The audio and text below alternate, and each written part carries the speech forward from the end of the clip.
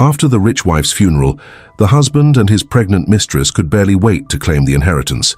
But when they arrived at the insurance company, something happened that made their blood run cold. What was about to unfold in that room would change everything.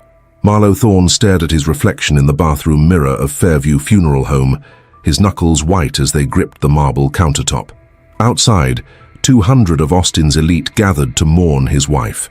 He adjusted his black Armani tie with practiced precision, the motion as cold and calculated as the look in his steel-gray eyes. "For God's sake, pull yourself together," he whispered to his reflection. 2 more hours. The door creaked open behind him. Piper Voss slipped inside, quickly scanning the empty bathroom before turning the lock.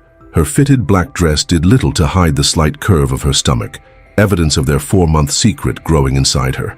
At 29, she was 9 years his junior, with auburn hair that cascaded past her shoulders, and green eyes now rimmed red from exhaustion rather than grief. "The Hampton board members keep watching you," she murmured, her voice barely audible over the muffled organ music seeping through the walls. "And Lawrence hasn't taken his eyes off you since the service started." Marlowe's jaw tightened. Of course he hasn't. His only daughter just went off a cliff in her Mercedes. He's looking for someone to blame. Do you think he suspects? How could he? It was an accident. The word hung between them, heavy with unspoken truth. 3 days earlier, Eileen Thorne's vehicle had veered off Highway 290 on her way to Fredericksburg, plunging 60 feet into a rocky ravine. Dead-on impact, according to the Travis County Medical Examiner. A tragic accident on a rain-slicked road. An accident that happened to align perfectly with a $5 million life insurance policy that Marlowe had convinced her to upgrade 8 months earlier. "Let's just get through today," Piper said, straightening his lapel with trembling fingers. "Then we wait for the insurance payout, and in a few months, after an appropriate period of mourning, we disappear," Marlowe finished, catching her hand and squeezing it once before dropping it. "San Francisco. New identities. Our child never grows up knowing their father was a widower who married into Texas pharmaceutical royalty." Piper's eyes darted to the door. "I should go out first. Someone might notice." As she reached for the lock, Marlowe grabbed her wrist. "Did you delete those calls from your phone? The ones to Eileen on Sunday?" "Of course I did. I'm not an amateur." She pulled away, adjusting her dress. "I'll see you out there, Mr. Thorne." Her voice shifted to a professional tone, in case anyone was listening outside. Alone again, Marlowe splashed cold water on his face. 10 years ago, he'd been a hungry young attorney fresh out of UT Law when he met Eileen Hampton at a charity gala. She'd been standing alone by a fountain, 31 and painfully shy despite her family's prominence, clutching a champagne flute she barely sipped from. While others saw a plain, awkward heiress, Marlowe saw opportunity. Their courtship had been swift and calculated. Theater tickets, weekend trips to coastal Galveston, carefully orchestrated moments designed to make her believe in a romance that existed only in her mind. Lawrence Hampton had seen through it immediately, but Eileen, desperate for independence from her controlling father, had defied him for the first time in her life. "She's a grown woman capable of making her own decisions," she'd told her father at the rehearsal dinner, while Marlowe pretended not to overhear from the adjacent room. "I know what I'm doing." But she hadn't. Not really. The bathroom door swung open, jolting Marlowe from his memories. Lawrence Hampton stood in the doorway, his 6'3" frame commanding the space. At 65, he remained imposing, silver hair perfectly coiffed, his black suit custom-tailored to his still athletic build, his steel blue eyes, so similar to his daughter's, fixed on Marlowe with laser focus. "The pastor is asking for the family," Lawrence said, his deep voice betraying no emotion. "It's time for the final viewing." "Of course." Marlowe straightened his shoulders. "I was just taking a moment." "Understandable." Lawrence's gaze drifted to the sink, then back to Marlowe's face. Grief manifests in unusual ways. Something in his tone made Marlowe's skin prickle. He followed his father-in-law down the dim hallway, past framed photographs of Eileen throughout the years, her graduation from Wharton, her appointment as Director of Public Relations at Hampton Pharmaceuticals, her wedding day. Marlowe paused at that one. Eileen beaming in her custom Vera Wang gown, while he stood beside her, smiling the practiced smile that had convinced half of Austin society they were madly in love. Lawrence noticed his hesitation. "She never stopped loving you, you know, even when—" He cut himself off, jaw tightening. Even when what? Marlowe asked, suddenly alert. Even when it became clear you didn't deserve it. Lawrence pushed open the double doors to the main chapel, ending the conversation. The service passed in a blur of hymns and eulogies. Marlowe delivered his with perfect emotional calibration, voice cracking at precisely the right moments, a single tear timed to fall as he described their last morning together. Across the room, Piper sat with the other employees from Thorne and Associates, her face a mask of professional sympathy.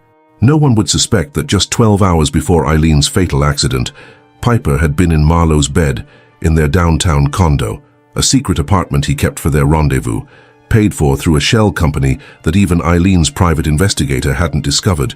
Had she hired a private investigator? The thought struck Marlowe suddenly as he watched Lawrence accept condolences in the receiving line.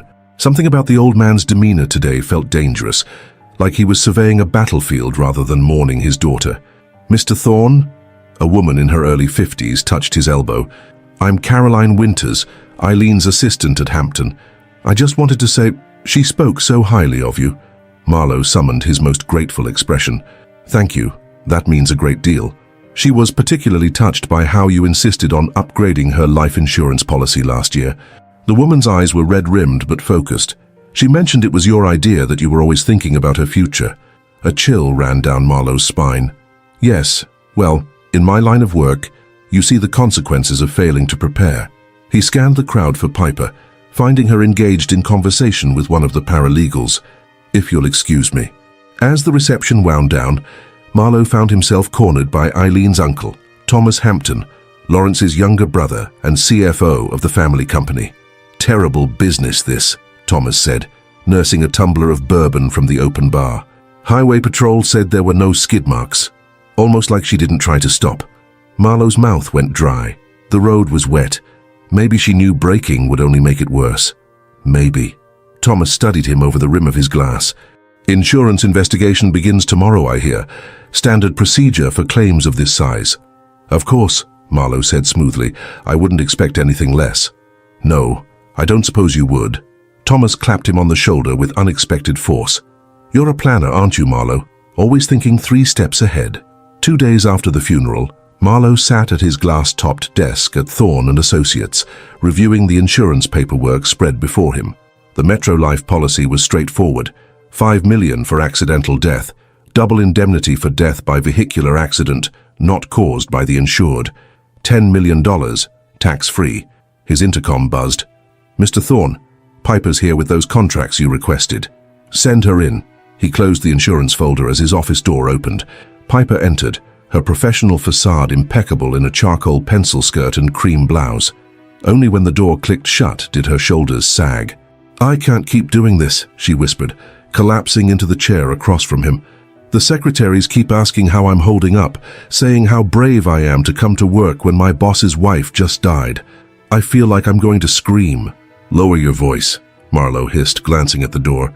"We're almost there. I've scheduled a meeting with the insurance adjuster for Friday. You want me to come with you? Won't that look suspicious? You're my legal assistant. It makes perfect sense for you to accompany me to handle documents." He leaned forward. "Besides, we need to present a united front. The Hamptons are circling."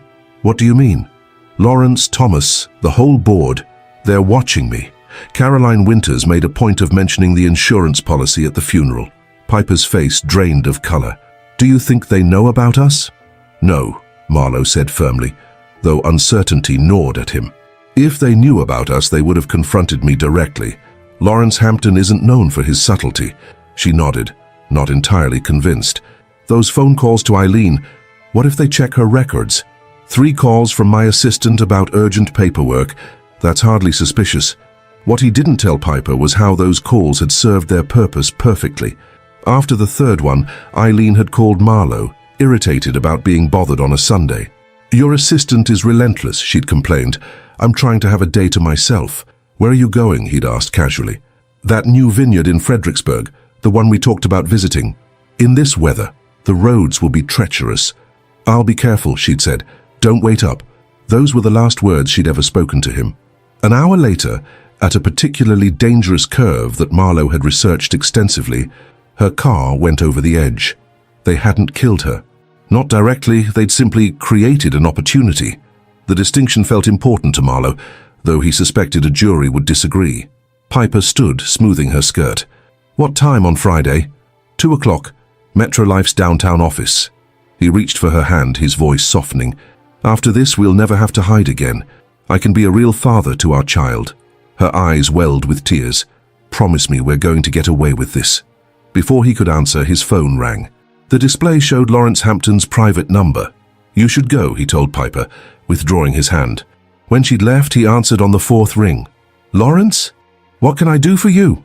"I've been reviewing Eileen's personal effects," Lawrence said without preamble. "Some interesting items in her home office safe. I think we should discuss them before your meeting with Metrolife on Friday." Marlowe's blood turned to ice. "What items?" "Let's save that for our meeting." "Tomorrow noon, my office." The line went dead. That night, Marlowe paced his downtown condo, bourbon in hand, as Piper watched from the sofa. "What could he have found?" she asked for the 3rd time. "We were so careful." "I don't know," Marlowe admitted, draining his glass. "Maybe nothing. Maybe he's fishing. Should we run? Now before the meeting?" He shook his head. "That would be an admission of guilt. Besides, the money hasn't cleared. We need that insurance payout." "The money won't matter if we're in prison," Piper pointed out, her hand resting protectively over her stomach. Marlowe refilled his glass, staring out at the Austin skyline. If Lawrence had proof, he would have gone to the police already. This is a power play. "Then what's our move?" He turned to her, decision made. "I meet with him tomorrow. Alone. I find out what he knows, what he wants. Lawrence Hampton is a businessman. Everything has a price. And what if it's a price we can't pay?" Marlowe didn't answer. Instead, he pulled her to her feet and kissed her with desperate intensity. They made love with a frantic energy born of fear and uncertainty, both knowing that their carefully constructed plans were beginning to unravel. The next morning, Marlowe stood in the lobby of Hampton Pharmaceuticals' downtown headquarters, a 40-story glass monolith that dominated the Austin skyline. The receptionist, a young woman who'd attended his wedding 5 years earlier, couldn't quite meet his eyes as she directed him to the executive elevator. Lawrence was waiting in his corner office, standing at the floor-to-ceiling windows that overlooked Lady Bird Lake. He didn't turn when Marlowe entered. "Did you know," Lawrence said, still facing the window, "that Eileen installed a dash cam in her car 3 months ago, after that fender bender on South Congress?" Marlowe's careful composure faltered. "I wasn't aware." "No, I don't suppose you were." Lawrence finally turned, holding a small black device. The highway patrol recovered it from the wreckage. "The footage is quite clear despite the rain." "I don't understand what this has to do with me." Lawrence pressed a button and Eileen's voice filled the room.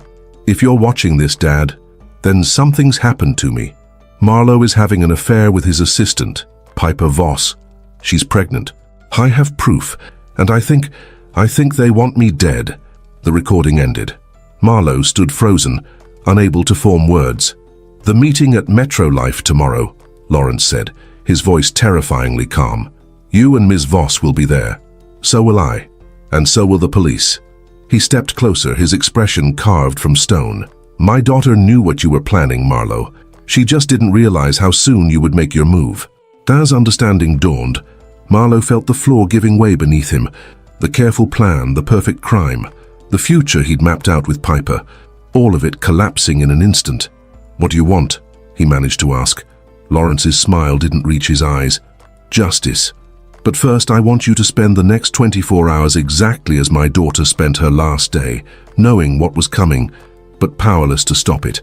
When Marlowe left Hampton Pharmaceuticals 30 minutes later, his practiced composure had abandoned him.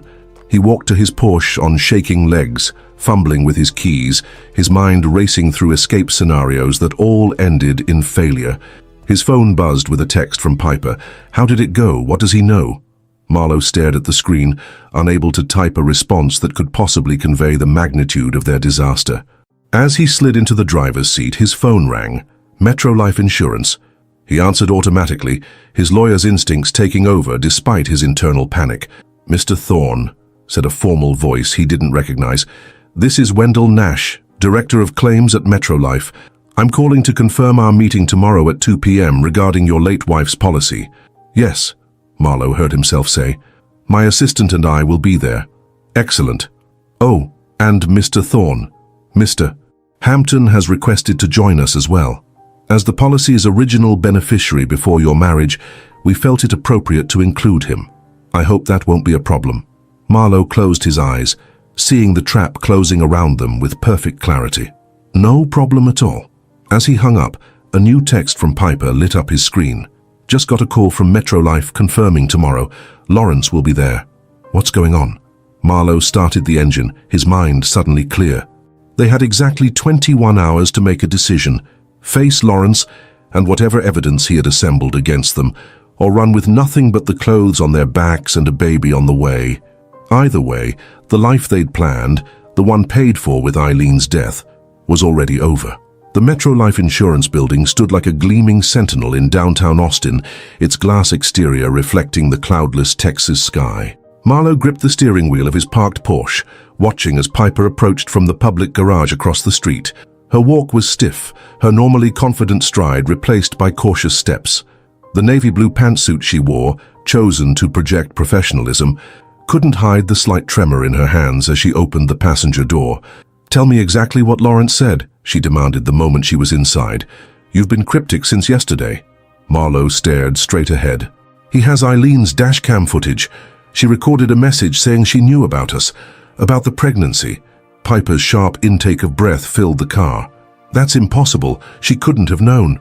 "Evidently she did." Marlowe finally turned to her. "We have two options. We go upstairs and bluff our way through this meeting, or we drive to the airport right now." "With what money?" "Our accounts would be frozen the minute we became fugitives." Piper's hand moved instinctively to her stomach. "I won't raise our child on the run. Then we go up there and deny everything." He checked his watch, 1:47 p.m. "Follow my lead. Say only what's necessary." The elevator ride to the 14th floor was silent, tension crackling between them like static electricity. The receptionist directed them to a conference room at the end of a long hallway. Through the glass walls, Marlowe could see Lawrence Hampton already seated, along with a balding, middle-aged man he assumed was Wendell Nash. What he hadn't expected was the third person, a woman in a charcoal suit, her dark hair pulled back in a severe bun, a small silver badge clipped to her belt. "Is that a cop?" Piper whispered, panic edging into her voice. "Stay calm," Marlowe murmured. "Remember, they need to prove something happened. An accident is just an accident until proven otherwise." Nash rose to greet them as they entered, his handshake perfunctory. "Mr. Thorne, Ms. Voss, thank you for coming. I believe you know Mr. Hampton, and this is Detective Raina Ortiz from Austin PD's Special Investigations Unit." Ortiz didn't stand, merely nodded, dark eyes assessing them with clinical precision. "Please sit." Marlowe chose the chair farthest from Lawrence, who hadn't acknowledged their arrival. Piper sat beside him, back rigid, hands folded in her lap. "As I mentioned on the phone," Nash began, "we're conducting our standard review of Mrs. Thorne's policy before processing the claim. Given the substantial payout and the circumstances of her death, we need to be thorough." "Of course," Marlowe replied smoothly. "I'm an attorney. I understand the process." "Then you'll understand why we've involved Detective Ortiz." Nash gestured to the officer. "The company has certain obligations when red flags appear." "Red flags?" Marlowe's expression remained neutral despite the knot forming in his stomach. "Such as?" Detective Ortiz finally spoke, her voice carrying a slight Texan drawl that didn't quite match her formal appearance. "Mr. Thorne, are you familiar with the Driscoll Hotel?" The question hung in the air like a guillotine blade. From the corner of his eye, Marlowe saw Piper's knuckles go white. "It's a historic hotel downtown," he answered carefully. "Anyone who's lived in Austin for more than a week knows it." "Indeed." Ortiz slid a manila folder across the table. "Would you mind explaining why you and Ms. Voss have checked into room 521 at the Driscoll 14 times over the past year?" Marlowe didn't reach for the folder. "I fail to see how my business meetings relate to my wife's accident." "Business meetings?" Ortiz's tone made it clear she wasn't buying it. "Is that what you call them?" Lawrence, who had been silent until now, pushed another folder forward. "My daughter wasn't a fool, Marlowe. 3 months ago, she hired Blackwell Investigations to follow you." Piper made a small, strangled sound as Lawrence opened the folder to reveal photographs. Marlowe and Piper entering the hotel elevator, his hand on the small of her back, the two of them at a secluded table in a San Antonio restaurant 2 hours from Austin, Marlowe kissing Piper in the parking garage beneath his downtown office. While infidelity is distasteful, Marlowe said, fighting to keep his voice steady. "It hardly constitutes insurance fraud." "No," Nash agreed, "but it does establish motive when combined with other factors, such as the significant increase to Mrs. Thorne's policy that you insisted upon 8 months ago, an increase that specifically added enhanced benefits for accidental death." Lawrence leaned forward, eyes boring into Marlowe. "Tell them about the calls, Marlowe. The ones Piper made to Eileen the day she died." Piper's head snapped up. "Those were about work documents, urgent filings that needed signatures." "On a Sunday?" Ortiz raised an eyebrow. 3 calls, each longer than the previous. The last one approximately 40 minutes before Mrs. Thorne's accident. Calls that were deleted from your phone, Ms. Voss, but not from Mrs. Thorne's call log." Marlowe fought the urge to silence Piper with a look. They hadn't discussed a unified story about those calls, a critical oversight. "I needed those documents first thing Monday morning," Piper insisted, her voice rising slightly. "It was for the Wilkinson case. You can check our files." Ortiz made a note without looking up. "We already have. The Wilkinson case was settled 2 weeks before those calls." The room fell silent. Marlowe could hear Piper's breathing quicken beside him. "Let me be clear," Nash interjected, folding his hands on the table. "Metrolife takes accusations of fraud extremely seriously. We have a fiduciary duty to our shareholders to investigate thoroughly before processing claims of this magnitude. And I," added Detective Ortiz, "have a duty to the people of Travis County to investigate potential criminal activity. Mr. Thorne, are you aware that your wife's Mercedes was equipped with a dash cam?" Marlowe nodded stiffly. "Lawrence mentioned it yesterday." "Then you're aware that Mrs.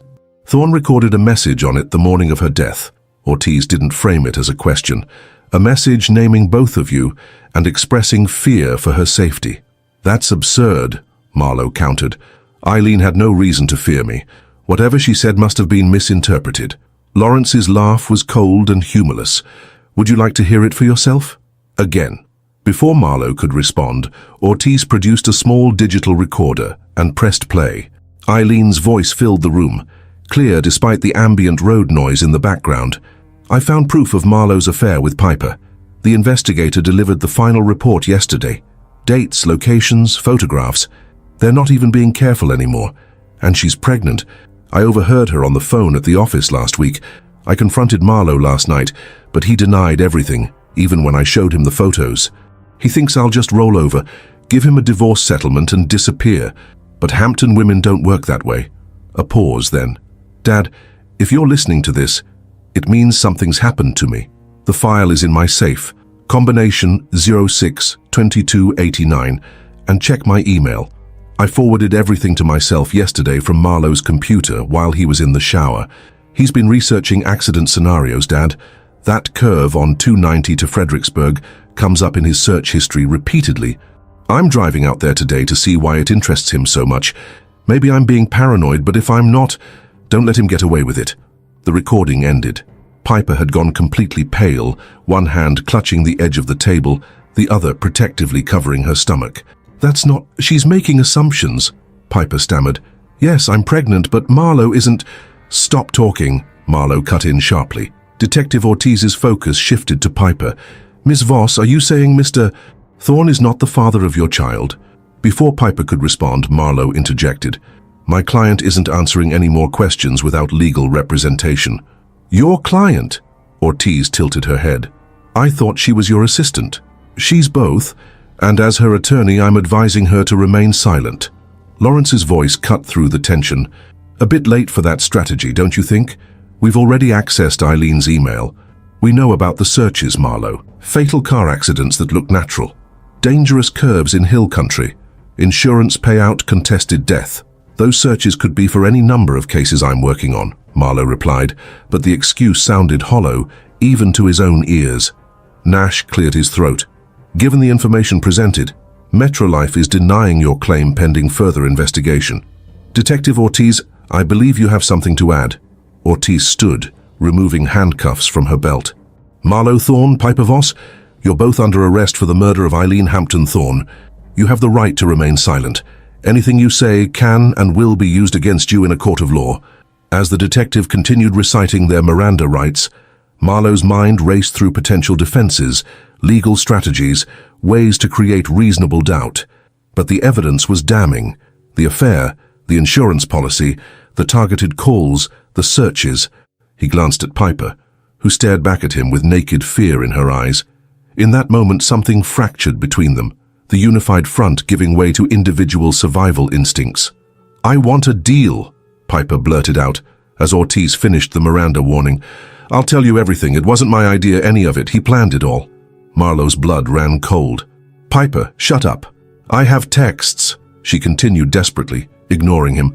"Messages where he talked about the insurance money, about how we'd be free once she was gone. I saved them all." "Ms. Voss," Ortiz said carefully, "are you saying Mr. Thorne planned to kill his wife?" "We didn't kill her." Piper's voice rose hysterically.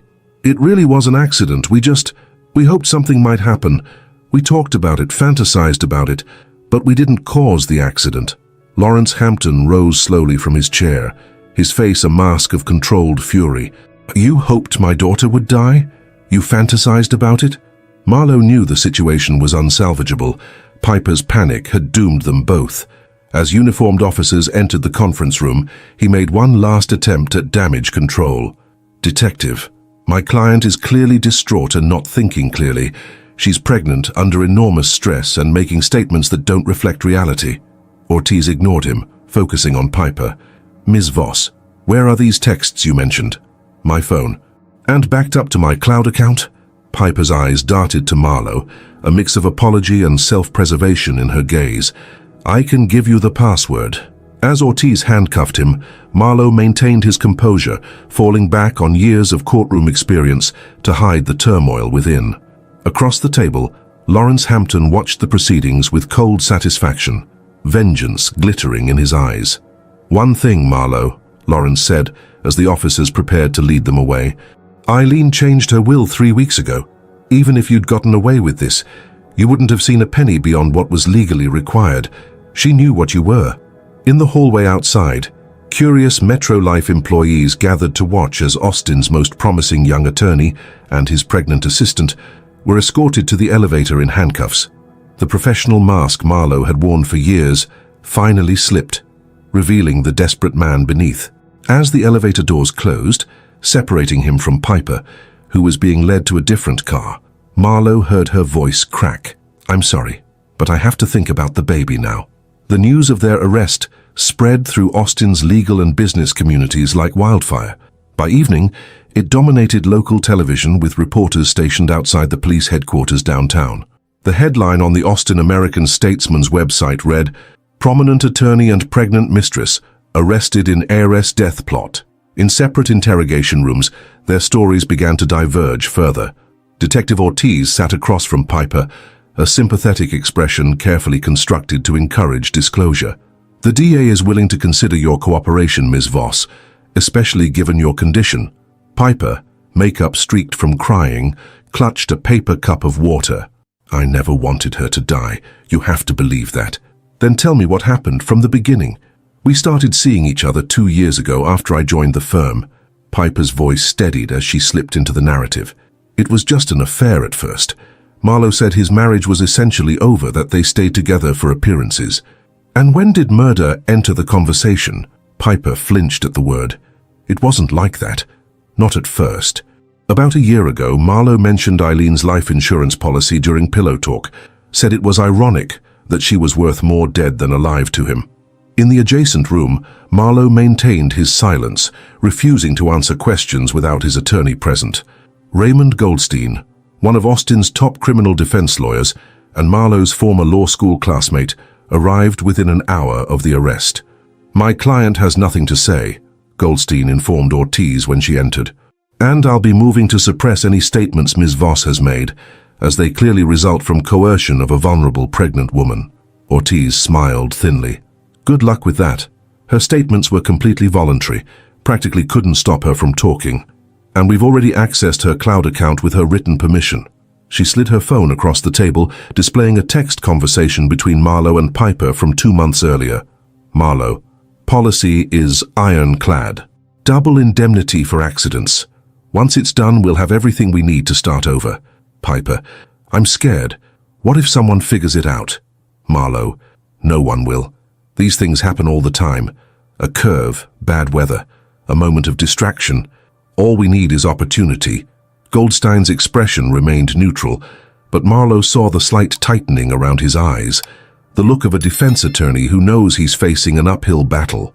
When the interrogations ended for the night, Marlowe was led to a holding cell while arrangements were made to transfer Piper to the medical wing due to her pregnancy. As he sat on the thin mattress, staring at the cinder block wall, he realized how completely his carefully constructed life had imploded in less than 48 hours. The following morning, as they awaited arraignment, a court officer handed Goldstein a document that made his eyebrows rise toward his hairline. "What is it?" Marlowe asked, still impeccably groomed despite his orange jumpsuit. "The DA's office expedited a search warrant for your downtown condo last night." Goldstein's tone was carefully measured. "They found a notebook in your bedside table, handwritten notes about Eileen's routine, the route she took to Fredericksburg, details about that particular curve on Highway 290. Marlowe felt the blood drain from his face. "That's impossible. I never wrote anything down." "It's in your handwriting, Marlowe." Goldstein fixed him with a hard stare. "And there's more. They found an empty bottle of Ambien prescribed to Eileen in your bathroom trash. The ME is ordering toxicology tests to see if she was drugged before the accident." "I never drugged her," Marlowe hissed.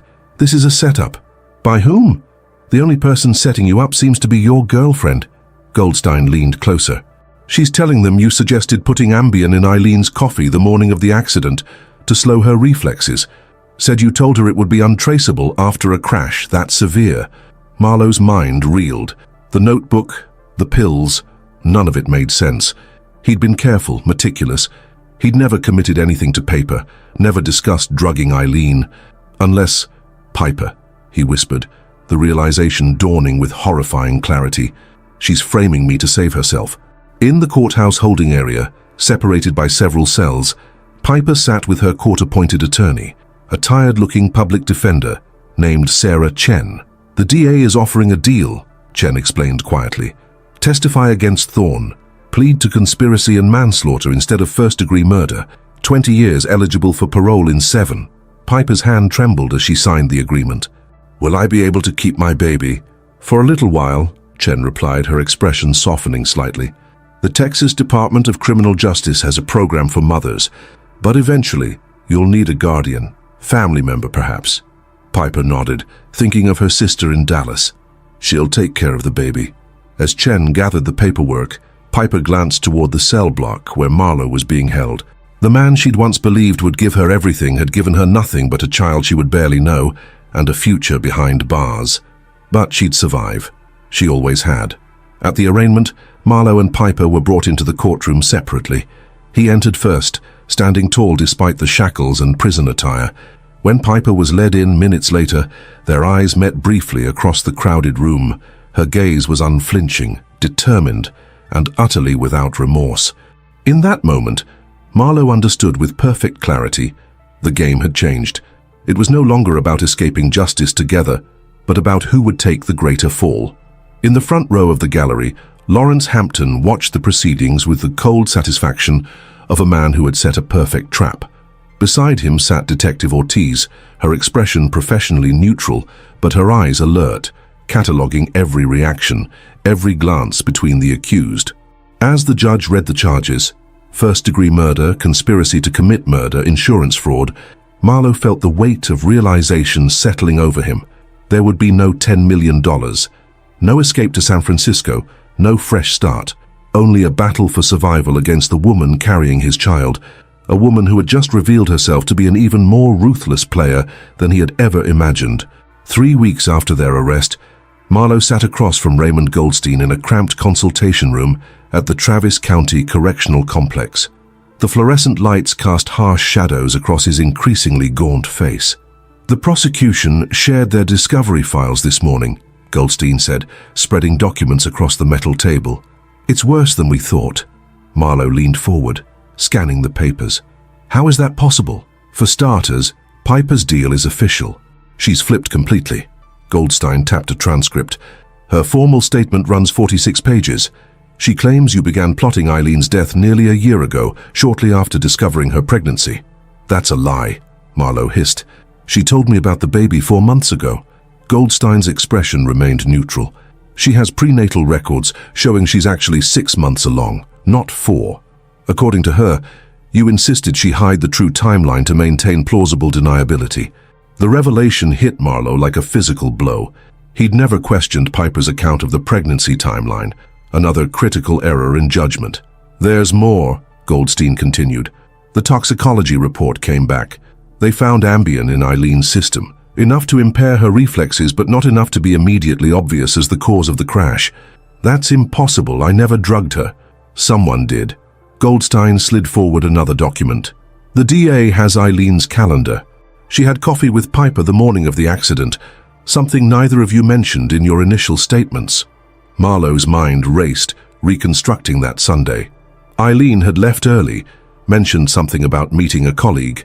Piper never told me she met with Eileen that day. She's telling investigators you instructed her to meet Eileen, to slip the medication into her coffee, and to suggest the vineyard trip. Goldstein's tone remained professional, but his eyes reflected concern. They found her fingerprints on Eileen's coffee mug, preserved in the dishwasher that hadn't been run. The walls of the consultation room seemed to close in around Marlowe. The case against him was no longer circumstantial. It was methodically constructed with physical evidence and a cooperative witness. "Piper's setting me up," he said quietly. "She's making me the mastermind while painting herself as the manipulated accomplice.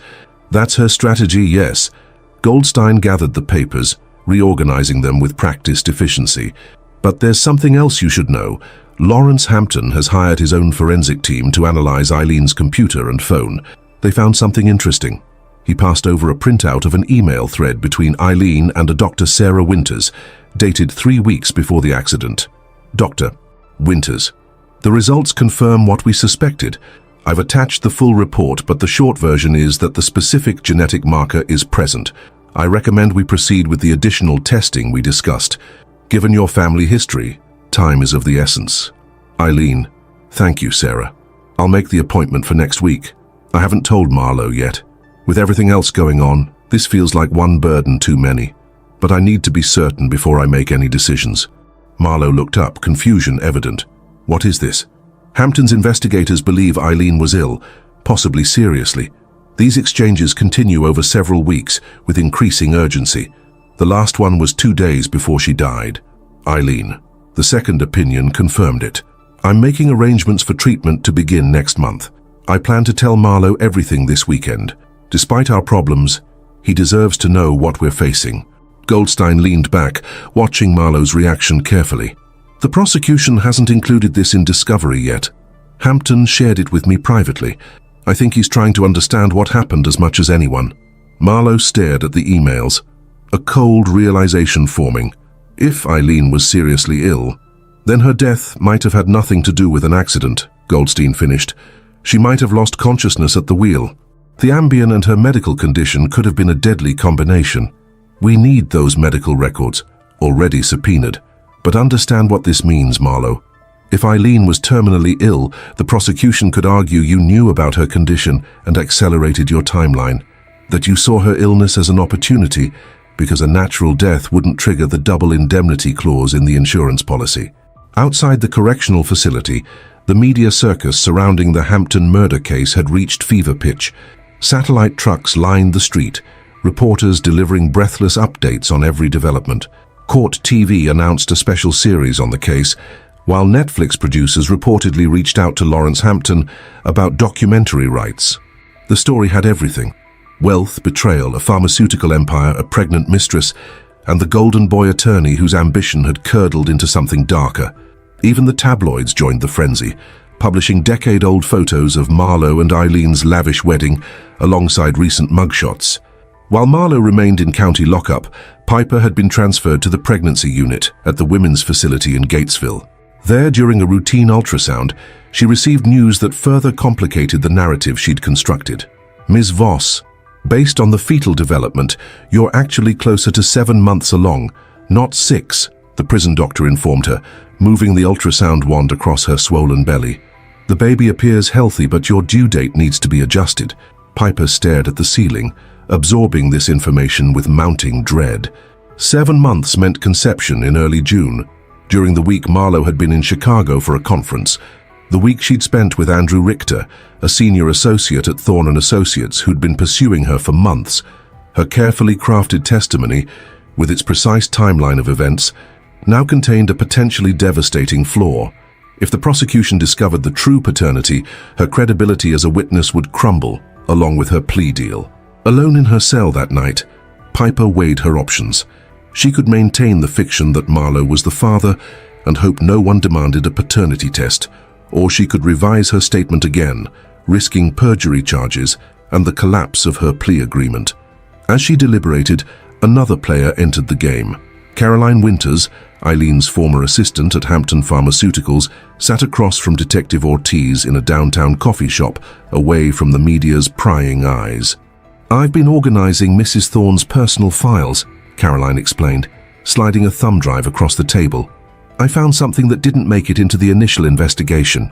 Ortiz pocketed the drive. "What am I looking at?" "Voice recordings." Mrs. Thorne apparently installed an app on her phone that automatically recorded all her calls. It was part of her system for keeping meeting notes. "And these recordings are relevant because there are several between her and Piper Voss that directly contradict Ms. Voss's statement to police." Caroline's voice lowered. "And one between Mrs. Thorne and her doctor that changes everything about this case." Later that evening, in her office at Austin PD, Ortiz listened to the recordings with growing concern. The first was a call between Eileen and Piper from 2 weeks before the accident. "Eileen, I know about you and Marlowe, Piper. I have for months." Piper, "Mrs. Thorne, I'm not sure what you—" Eileen, "Please don't insult my intelligence. The question isn't whether it's happening, but what we're going to do about it. I'd like to meet. Just the two of us." Piper, "Yes, of course." Eileen, "Sunday morning, 9 a.m. That coffee shop on South Lamar you and Marlowe are so fond of. I think it's time we understood each other." The second recording, from the day before Eileen's death, was between her and a physician. "Dr. Winters, the genetic test confirms Hampton's disease, Eileen. I'm so sorry. Given how it affected your mother, we need to be aggressive with treatment." Eileen, "What's my prognosis?" Dr. Winters, "Without treatment, 6 months at most. With the experimental protocol we discussed, possibly 2 to 3 years. But you need to understand, this is the same condition that took your mother. The protocol might extend your life, but there are no guarantees." Eileen, "And the symptoms? Will I lose myself the way she did?" Dr. Winters, "The cognitive decline typically accelerates in the later stages. The medication should help manage that. But yes, eventually." Eileen, "My father can't know yet. Not until I've decided what to do." Dr. Winters, "Eileen, you need support right now. Your husband—" Eileen, "Marlowe is the last person I can tell. Just promise me you'll keep this confidential for now." Ortiz sat back, the implications sinking in. Hampton's disease, a rare aggressive neurological disorder that had claimed Eileen's mother a decade earlier. Lawrence Hampton had kept his wife's condition private, shielding Eileen from the media spotlight during her mother's decline. Now it appeared the disease had resurfaced in Eileen, with the same devastating prognosis. The third recording delivered the final, stunning revelation. From the morning of the accident, a conversation between Eileen and Piper at the coffee shop. Eileen, "Thank you for meeting me, Piper." Piper, "You didn't give me much choice." Eileen, "I suppose not. I'll be direct.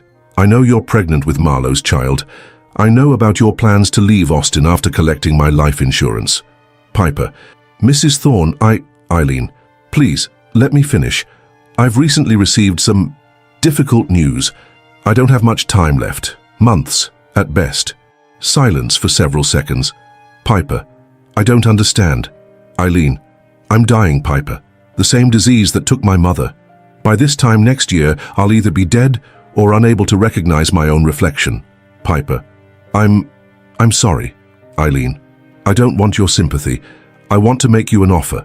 I know Marlowe has been researching accidents, specifically that curve on Highway 290. I know you've both been waiting for an opportunity." Piper, voice shaking, "What are you saying?" Eileen, "I'm saying I'm going to give you that opportunity. Today. I'll drive out to Fredericksburg, take that curve too fast. The insurance pays out, you get your fresh start, and I avoid the long, humiliating decline my mother endured." Piper, "You can't be serious." Eileen, "I've never been more serious. But I have conditions. First, My father can never know about my diagnosis. Let him believe it was truly an accident, or even that you and Marlowe were responsible. He needs someone to blame, and I'd rather it be you than fate. Piper. Eileen, this is insane. You're talking about suicide. Eileen, I'm talking about dying on my terms. My second condition, you leave Marlowe. The man you think you know, he's not capable of the love you deserve. Take the money and start over. Just you and your child. Piper. Why would you do this for us after everything? Eileen. Not for you, not even for Marlowe. For my father, who shouldn't have to watch another woman he loves deteriorate into a shell. And for myself, because I refused to become what my mother became. The recording ended abruptly. Ortiz sat motionless, the case she'd built so carefully now collapsing under this new information. Eileen Hampton Thorne hadn't been murdered. She'd orchestrated her own death, manipulating Marlowe and Piper's plan to serve her own final purpose. The next morning, Ortiz requested an emergency meeting with District Attorney Elena Vasquez. They listened to the recordings together in Vasquez's office, the implications growing more profound with each revelation. This changes everything, Vasquez said finally. Eileen Thorne committed suicide and set up her husband and his mistress to take the fall. Not exactly, Ortiz countered. They were still conspiring to kill her. The fact that she beat them to it doesn't negate their intent, but it complicates the case significantly. Their defense will argue that Eileen's death was a voluntary act, that even if they discussed killing her, they didn't actually cause her death. There's still the Ambien, Ortiz reminded her. Someone drugged her coffee that morning, and based on this recording, it wasn't Marlowe or Piper. The realization settled over both women simultaneously. Eileen drugged herself, Vasquez whispered, to ensure she wouldn't change her mind when the moment came. Ortiz nodded slowly. She created the perfect scenario, one where the insurance would pay out because it would appear to be an accident, where her father would be spared knowing about her illness, and where the two people who betrayed her would either spend their lives in prison or live under the cloud of suspicion. We need to bring Lawrence Hampton in, Vasquez decided. He deserves to know the truth before this becomes public. But across town, Lawrence Hampton was making a discovery of his own. In Eileen's home office, the safe now opened, he found a handwritten letter addressed to him, dated the day before her death. Dad, if you're reading this, then things have happened as I intended.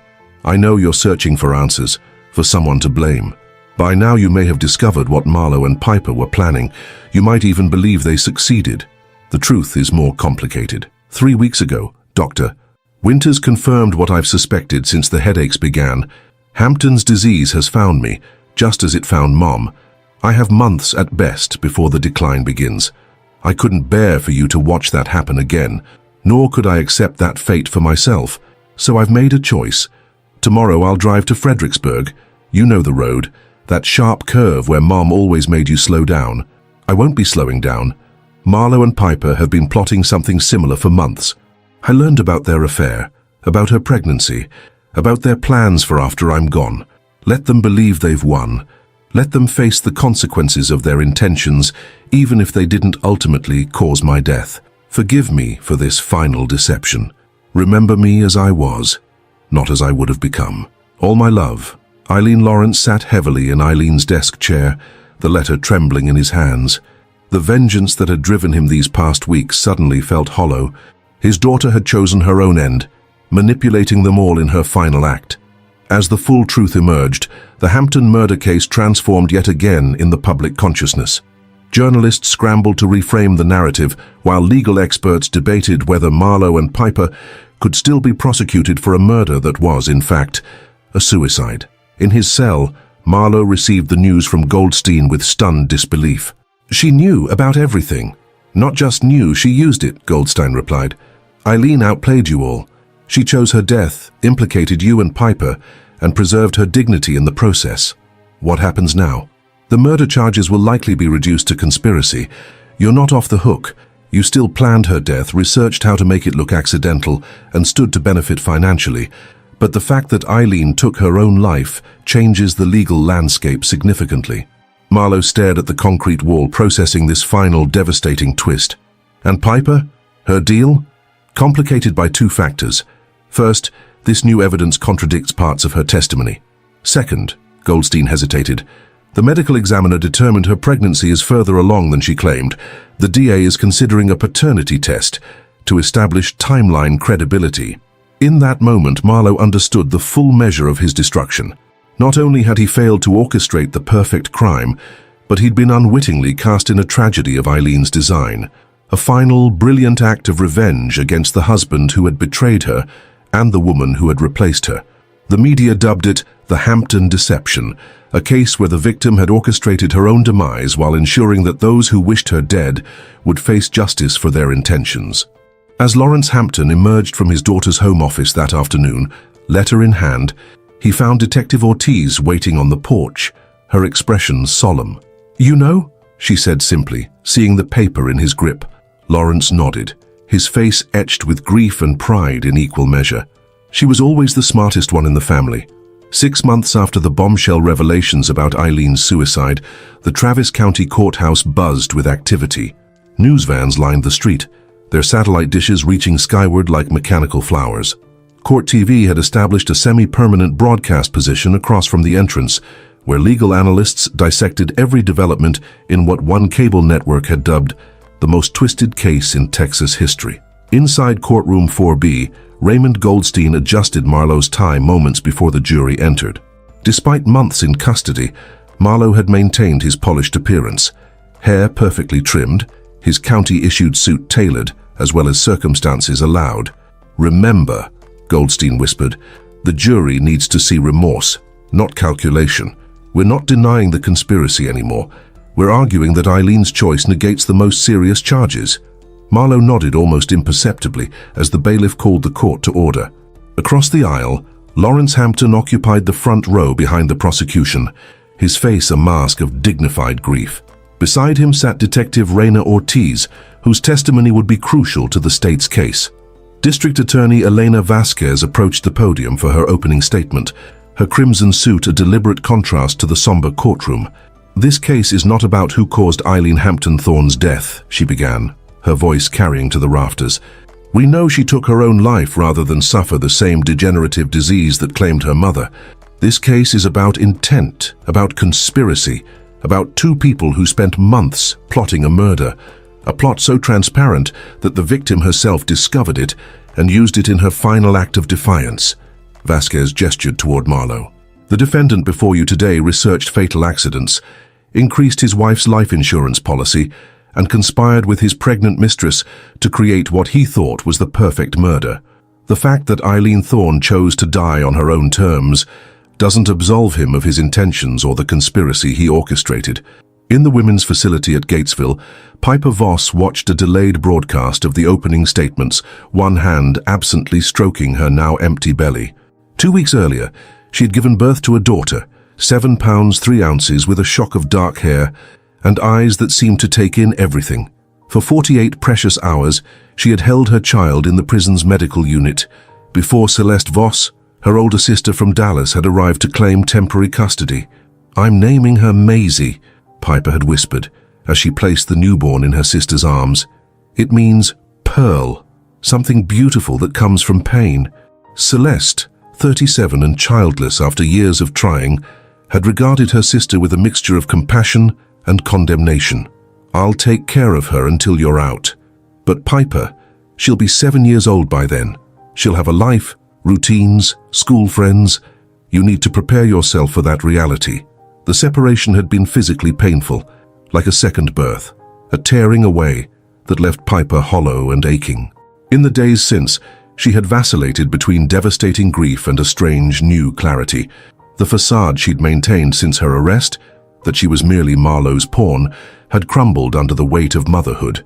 Now, watching Marlowe at the defense table, his expression calibrated to project just the right amount of contrition, she recognized the performance for what it was. She had played the same role in her initial statements, casting herself as the manipulated assistant rather than an equal conspirator. The truth was messier. They had been partners in their plan, each bringing their own ambitions and resentments to the conspiracy. Marlowe had wanted the money and freedom from a marriage that had become a business arrangement. Piper had wanted legitimacy, security, and the lifestyle she'd glimpsed as Marlowe's mistress. And now Eileen, a woman she'd resented and pitied in equal measure, had outwitted them both from beyond the grave. Back in the courtroom, Goldstein delivered his opening statement with measured confidence. The prosecution has already acknowledged the central fact of this case. Eileen Thorne took her own life. What the state is attempting to do is prosecute my client for thoughts, for hypothetical scenarios that never came to pass.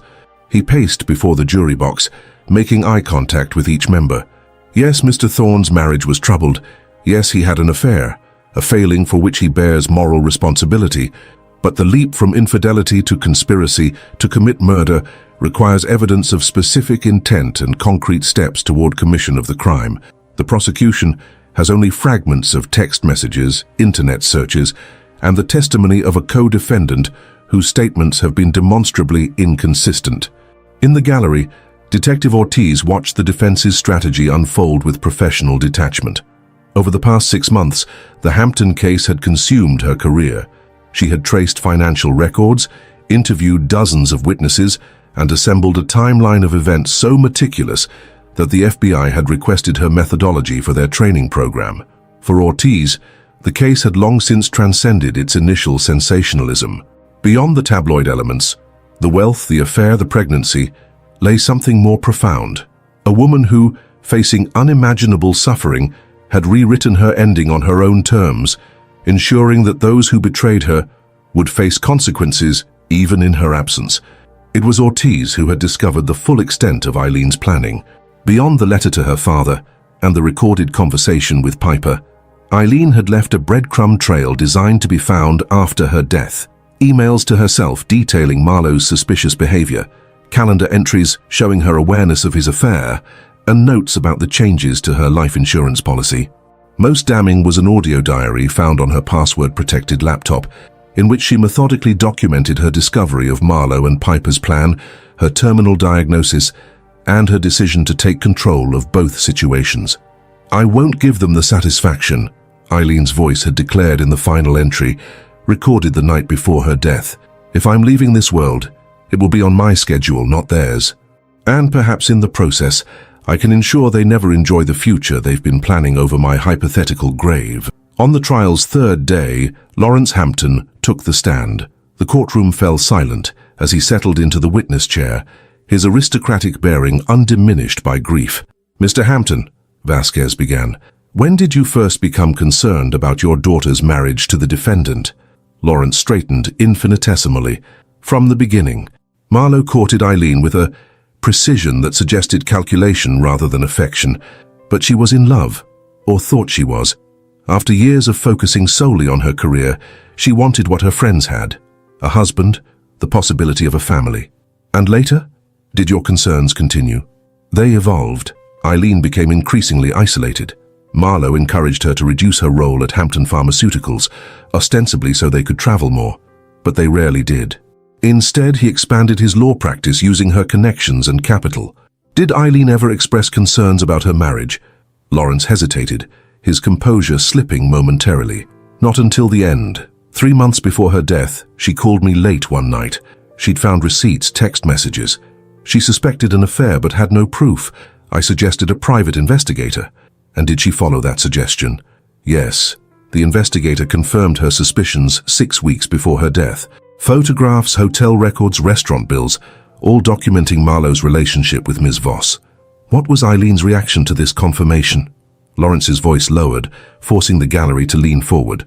"She was resigned, said she'd suspected for months, was more concerned with protecting her assets during the divorce than with saving the marriage." During cross-examination, Goldstein approached Hampton with careful deference. "Mr. Hampton, would you say your daughter was a capable, intelligent woman?" "Extremely so. She graduated top of her class at Wharton, transformed our company's public image, and managed a considerable personal investment portfolio." "And methodical? Detail-oriented?" "Meticulously so." Goldstein nodded as if Hampton had confirmed something significant. "If she suspected her husband of plotting something as serious as her murder, would it be in character for her to document that thoroughly?" "Absolutely. Yet, in her letter to you, the one she left in her safe, she mentioned only her illness and her decision to end her life on her terms.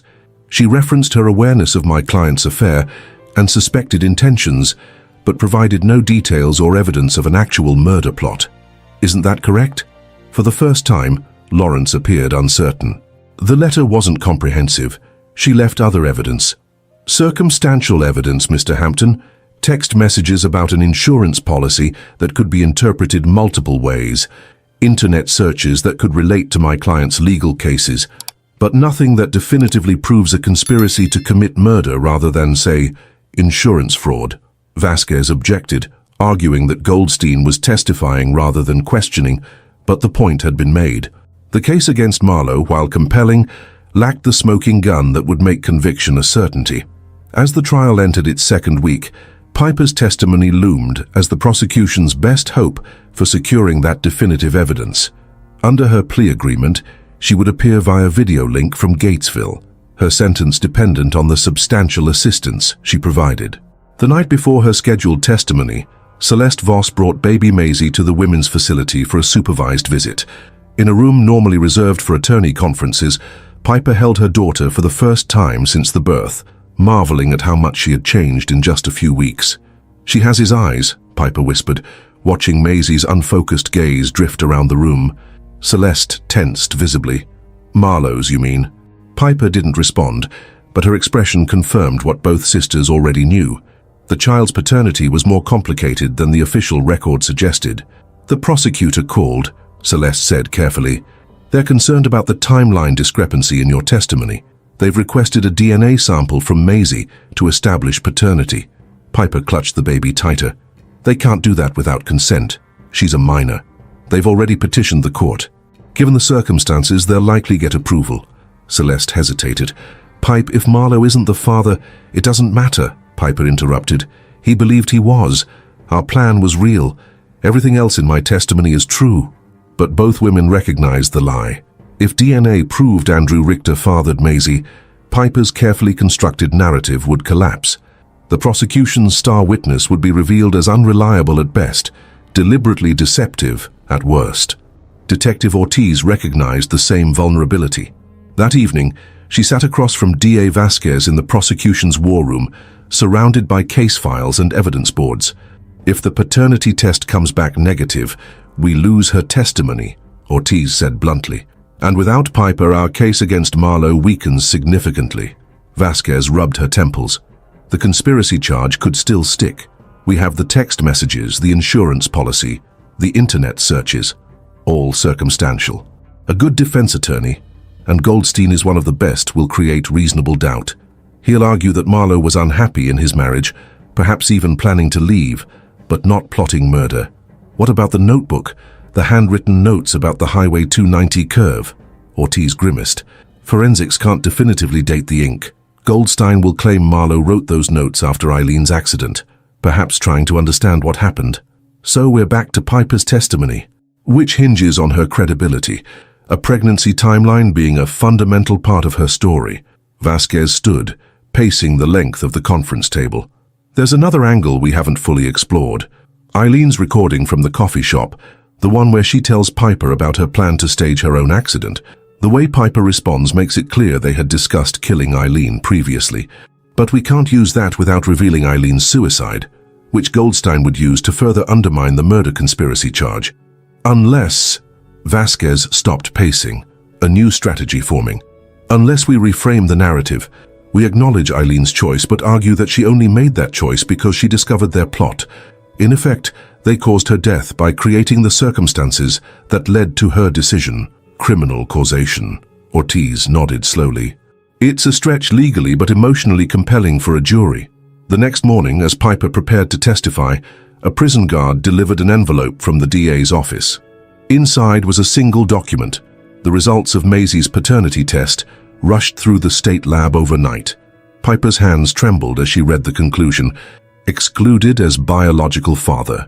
Marlowe was not Maisie's father. The genetic analysis confirmed what Piper had suspected, but refused to acknowledge. Andrew Richter, the senior associate who'd pursued her so persistently, had fathered her child during Marlowe's absence in Chicago. Her testimony, scheduled for 10 a.m., now loomed as a moment of reckoning.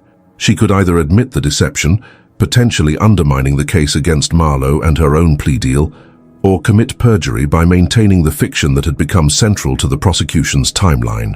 Across town, unaware of the paternity results, Marlowe sat in the holding cell adjacent to the courtroom, reviewing his notes with Goldstein. "Piper testifies today," the attorney reminded him. "She'll try to make you the mastermind, herself the reluctant accomplice. We'll counter with the inconsistencies in her statements, emphasize that her deal incentivizes her to exaggerate your involvement." "And if the jury believes her?" Marlowe asked, his confidence faltering for the first time. "Then we focus on sentencing mitigation, but I don't think it'll come to that. The prosecution's case has holes and juries don't like witnesses who change their story." "What about the baby? Have they established paternity?" "Not to my knowledge." "Why? Is there some question about it?" Marlowe considered the implications before answering. "Piper and I were careful, always. The timing never quite aligned with what she told me, but I assumed she was being cautious about establishing the timeline in case anyone suspected our relationship." Goldstein's expression sharpened. "Are you saying you might not be the father?" "I'm saying it's possible. Does it matter legally?" "It matters enormously for her credibility. If she lied about something that fundamental, her entire testimony becomes suspect." At precisely 10 a.m., and the courtroom screens flickered to life, showing Piper in a small conference room at Gatesville. She had lost the pregnancy weight, her face thinner than at the arraignment, her eyes shadowed by sleepless nights. She took the oath with a steady voice, but her hands clutched a tissue, shredding it slowly as Vasquez began her questioning. "Ms. Voss, please tell the court about your relationship with the defendant, Marlowe Thorne." Piper swallowed visibly. "We began an affair approximately 2 years ago, shortly after I joined his firm as a legal assistant. It was initially casual, then became more serious." "And when did your conversations begin to include discussions about Eileen Thorne's death?" Piper hesitated, her gaze dropping to her hands. When she looked up, her expression had changed, a subtle shift from rehearsed witness to something more authentic. "I'm afraid I can't answer that question truthfully as I've presented it previously," she said quietly. In the courtroom, a murmur rippled through the gallery. Vasquez froze, caught off guard by the deviation from expected testimony. "Ms. Voss, perhaps you could clarify what you mean," she prompted carefully. "I mean that certain elements of my previous statements were incomplete or inaccurate. In light of recent evidence, I need to correct the record." Goldstein leaned forward, suddenly alert to the unexpected opening. Marlowe tensed beside him, sensing a shift in the case's trajectory. At the prosecution table, Vasquez signaled for a sidebar. Judge Michaels granted a 15-minute recess, during which Vasquez conferred urgently with Piper via private video link. When court resumed, the tension had ratcheted higher. Piper, visibly distressed but resolute, faced the camera. "Ms. Voss," Vasquez began again, her strategy hastily recalibrated. "Let's address these inaccuracies directly. You previously testified that Marlowe Thorne is the father of your child. Is that correct?" "No," Piper replied, her voice barely audible. "He is not. I received confirmation this morning." Another ripple through the courtroom, louder this time. Judge Michaels gavelled for silence. "If Mr. Thorne is not the father, who is?" "Andrew Richter, a senior associate at Thorne & Associates." "And does this change in paternity affect the substance of your testimony regarding the conspiracy to cause Eileen Thorne's death?" Piper took a deep breath. "Not in essence, no. Marlowe and I did discuss scenarios where Eileen might die in ways that appeared accidental. We did talk about the insurance money, but what, Ms. Voss? But it was more hypothetical than I previously characterized, more fantasy than concrete plan, until Eileen confronted me that Sunday morning." In the defendant's chair, Marlowe's expression betrayed nothing, but his mind raced with implications. Piper was simultaneously undermining her credibility and softening the conspiracy narrative, a move that benefited him legally while potentially damaging the prosecution's case irreparably. What neither Marlowe nor anyone else in the courtroom realized was that Piper's apparent confession concealed another layer of deception, one orchestrated not by her, but by Lawrence Hampton, whose resources and determination extended far beyond what the prosecution or defense had anticipated. As Piper's testimony continued, seemingly unraveling the state's case against Marlowe, Hampton sat impassively in the gallery, his eyes fixed on the back of his former son-in-law's head. Beneath his public face of grieving father seeking justice lay a calculated patience, The same strategic thinking that had built Hampton Pharmaceuticals into a billion-dollar empire. Justice would come, but not in the form of a jury verdict or prison sentence. Lawrence Hampton had designed a far more fitting consequence for the man who had betrayed his daughter and the woman who had helped him do it. And the first phase of that plan had just been set in motion with Piper's testimony. As the trial entered its final week, the prosecution's case had been severely damaged by Piper's revised testimony. What had begun as a straightforward conspiracy to commit murder had devolved into a murky landscape of hypothetical discussions, marital dissatisfaction, and a terminal patient's decision to end her life on her own terms. In the Travis County District Attorney's office, Elena Vasquez paced her corner office, while Detective Ortiz reviewed their remaining evidence spread across a conference table. "We can still salvage this," Vasquez insisted, though her tone lacked conviction. "Piper may have walked back the most damning elements of her testimony, but we have the text messages, the insurance policy, the internet searches." Ortiz shook her head. "The jury's seen through Piper. Once a witness's credibility is compromised, it taints everything associated with them." She tapped a folder containing the transcripts of Piper's earlier statements. "Goldstein has methodically highlighted each inconsistency. The jury's left wondering what to believe." Vasquez stopped pacing. "Then we need something definitive, something that doesn't rely on Piper's credibility. We've been through every piece of evidence, interviewed every witness. What's left?" Before Vasquez could respond, her assistant knocked and entered without waiting for permission, a breach of protocol that signaled urgency. "There's someone here to see you," the assistant said. "He says it's about the Hampton case, that he has new evidence." Ortiz straightened. "Who?" "Andrew Richter, the man Ms. Voss identified as her baby's father." Richter, a tall man with the carefully cultivated appearance of a corporate attorney, sat uncomfortably across from Vasquez and Ortiz 30 minutes later. His tailored suit and monogrammed cufflinks projected affluence, but his expression betrayed profound anxiety. "I should have come forward sooner," he began, placing a thumb drive on the desk between them. "But I was afraid. For my career, my reputation, and yes, for my safety." "Your safety?" Ortiz echoed, her investigator's instincts immediately alert.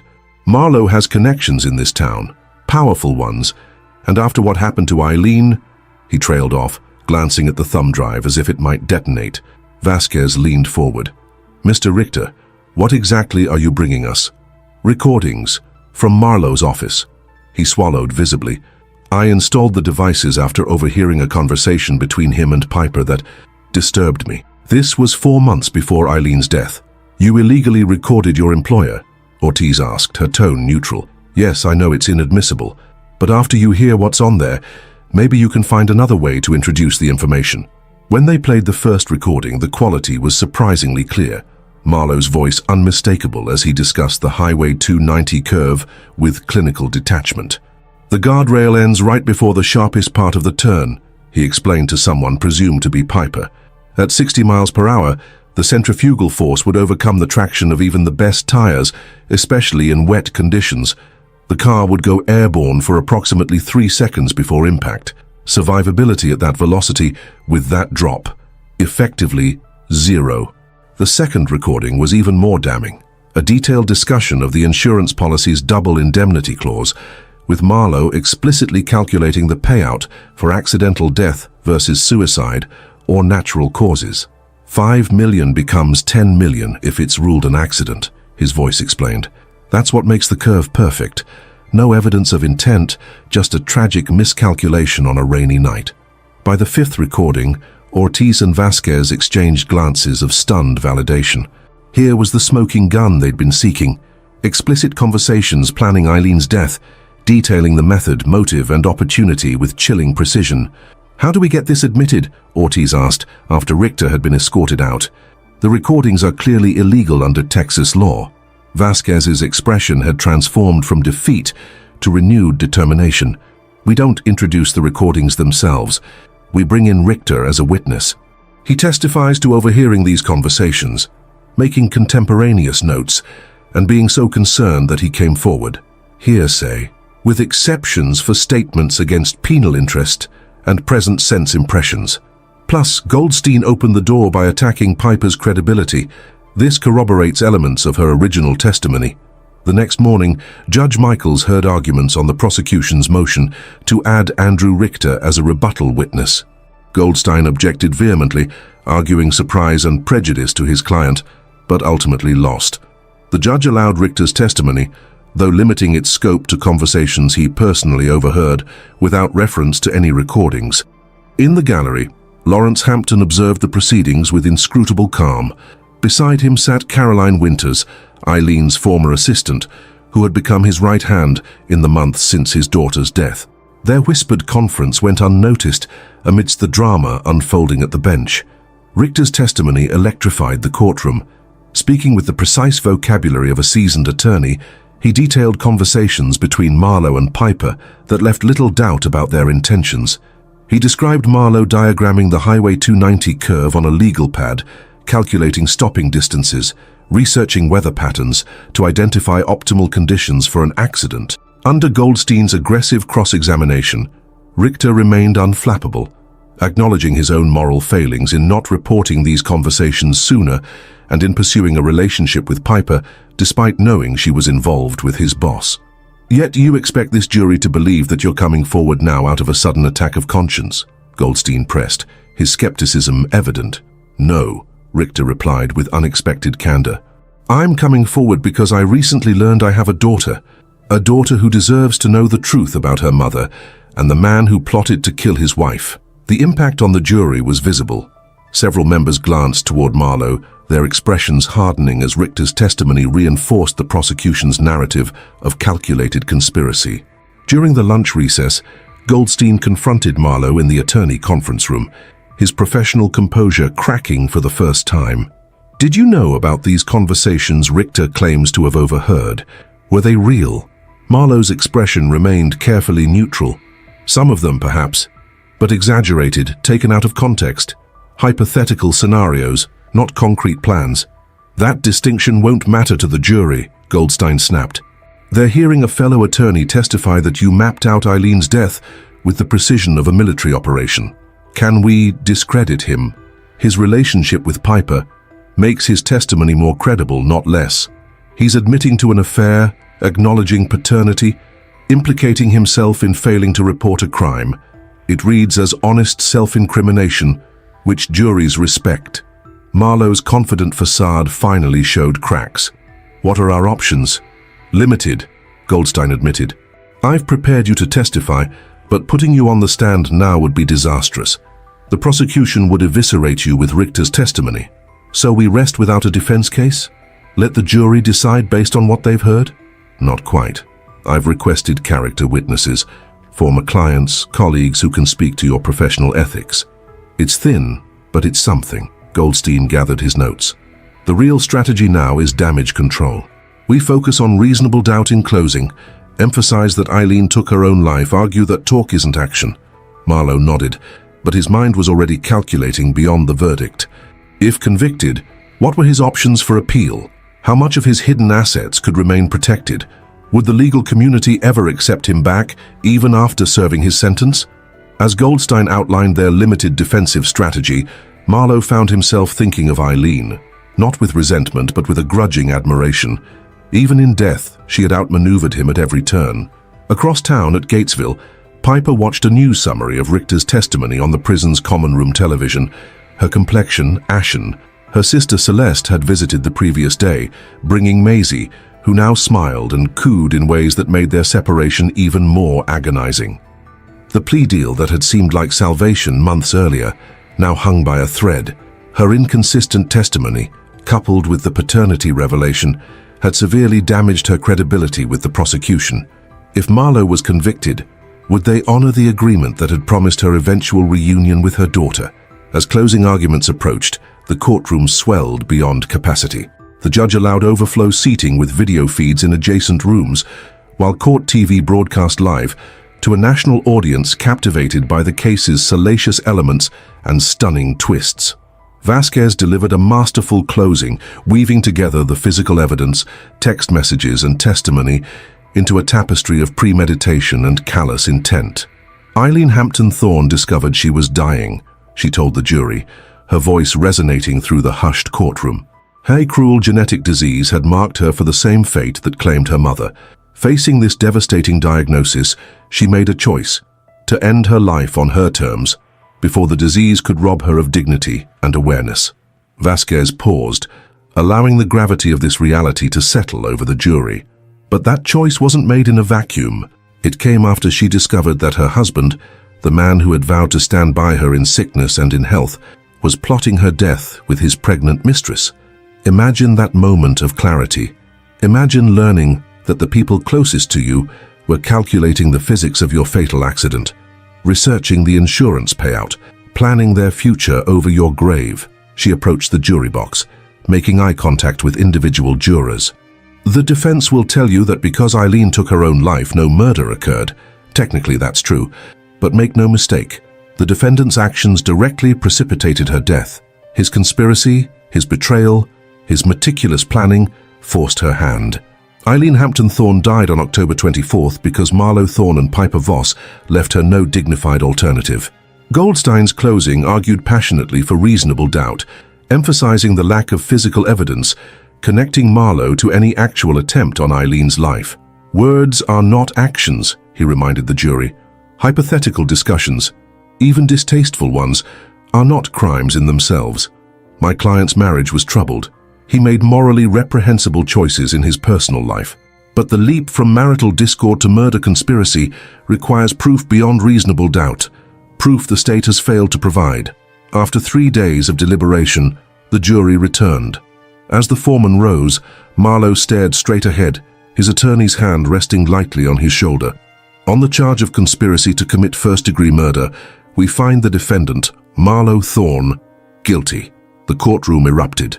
Lawrence Hampton closed his eyes briefly, his expression revealing neither triumph nor satisfaction, merely grim acknowledgement.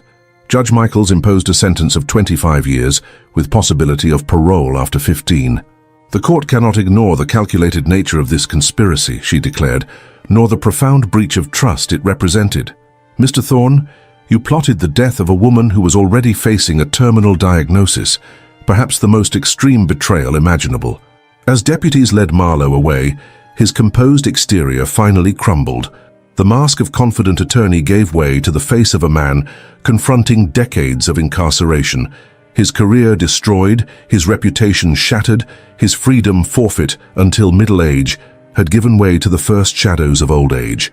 In the days following the verdict, Piper's plea agreement underwent renegotiation. Her inconsistent testimony and the paternity revelation had compromised her value as a witness, but the prosecution acknowledged her eventual cooperation. Her sentence was adjusted to 15 years, with possibility of parole after 7, still a lifetime in her daughter's development, but better than the alternative. When Celeste brought Maisie for their final visit before Piper's transfer to state prison, the reality of their separation overwhelmed her carefully maintained composure. "She won't remember me," Piper sobbed, clutching the infant who stared at her with uncomprehending eyes. "By the time I'm released, she'll be in elementary school. I'll be a stranger to her." Celeste, who had maintained emotional distance throughout the proceedings, softened unexpectedly. "I'll show her your pictures. Tell her about her mother. Make sure she knows you're coming back to her." "And Andrew? Will he be part of her life?" Celeste hesitated. "He's filed for visitation rights. The court is reviewing his petition given the circumstances." What Celeste didn't share was a recent development. Andrew Richter had approached her with an unexpected proposition. He wanted to establish a trust fund for Maisie, ensuring her financial security regardless of his personal involvement. The source of this sudden generosity remained unspecified, but Celeste suspected Lawrence Hampton's influence. Indeed, 2 days after Marlo's sentencing, Lawrence had summoned Richter to his office at Hampton Pharmaceuticals. The meeting was brief, their conversation unrecorded, but its implications would reshape the futures of everyone connected to the case. "You performed admirably on the witness stand," Lawrence acknowledged, studying Richter across the expanse of his mahogany desk. "Your testimony was crucial to securing justice for my daughter." Richter shifted uncomfortably. "I only told the truth." "Indeed." Lawrence's tone suggested he knew otherwise. "Convenient timing, though. Your sudden attack of conscience coinciding perfectly with the prosecution's most vulnerable moment." "Mr. Hampton, I'm not sure what you're implying." I'm not implying anything, I'm stating facts. Lawrence slid a folder across the desk. Your relationship with Piper began well after she was involved with Marlowe. The recordings you provided, which I know about despite the prosecution's discretion, were created much more recently than you claimed. Sophisticated audio engineering, but detectable to the right experts. Richter's complexion paled. That's accurate, Lawrence finished for him. Don't insult us both by denying it. The question isn't whether you perjured yourself, but why you agreed to do so. After a long silence, Richter spoke barely above a whisper. I have a daughter now. Yes, you do. A daughter who deserves security, education, opportunities, things that become much easier to provide with proper resources. Lawrence reclaimed the folder. Your testimony served justice, Mr. Richter, even if your methods were creative. Marlowe Thorne did exactly what you described, even if you weren't personally witness to it. What happens now? Lawrence stood, signaling the meeting's conclusion. Now you focus on being a father to Maisie. A generous trust fund will be established for her education and well-being. Your law practice will thrive through a fortuitous connection with Hampton Pharmaceuticals' legal department. In exchange, you'll maintain absolute discretion about our arrangement and ensure Maisie knows something of her mother beyond prison visitation rooms. As Richter departed, Caroline Winters entered with a tablet displaying financial transfers. It's done, she reported. The last pieces are in place. Lawrence nodded, moving to the window overlooking downtown Austin. And Thorne's hidden accounts? Identified and frozen, as you instructed. The offshore assets in the Caymans, the shell company in Delaware, the cryptocurrency. All of it. Good. Transfer everything to the foundation. Poetic justice, I think, that the money he accumulated during his marriage to Eileen will now fund research into Hampton's disease. Caroline hesitated. There's something else. Marlowe's requested an appeal, claiming insufficient counsel and newly discovered evidence. Lawrence turned, a cold smile forming. Let him try. Every judge in Travis County has connections to Hampton Pharmaceuticals, donations to their campaigns, spouses on our boards, children in schools we endow.